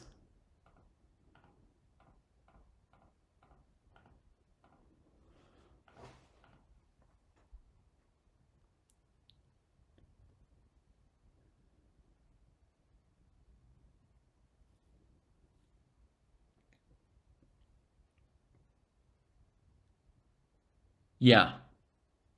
This is the greatest game we've watched live in a long time. This is unreasonable. King d1's been played, and he's thinking here, but he's just double checking. It's over. It's like mate in 7 or something, right?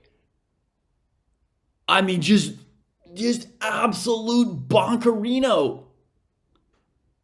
I've never seen this combination before. That the king can't stay near the pawn, that he gets fully pushed away like this. I couldn't see it. I have to go, guys. I have to go. I can't just leave my kids like sitting around in town on their own in front of a school. I could. No. Let's just say, folks, we got to see something special today. We got to see something special today. Tell everybody about it.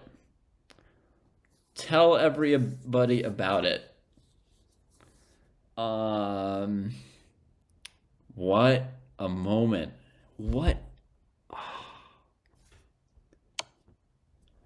Boom. Oh, he plays it in the even sicker order. Oh my God. For all the style points. Oh, man. Oh. Oh, yeah. That's just... Wait, we have to change the human eval bar has to be correct at the end at least, right? Let's see. Come on here. Black is winning. All right. Welcome to the dojo.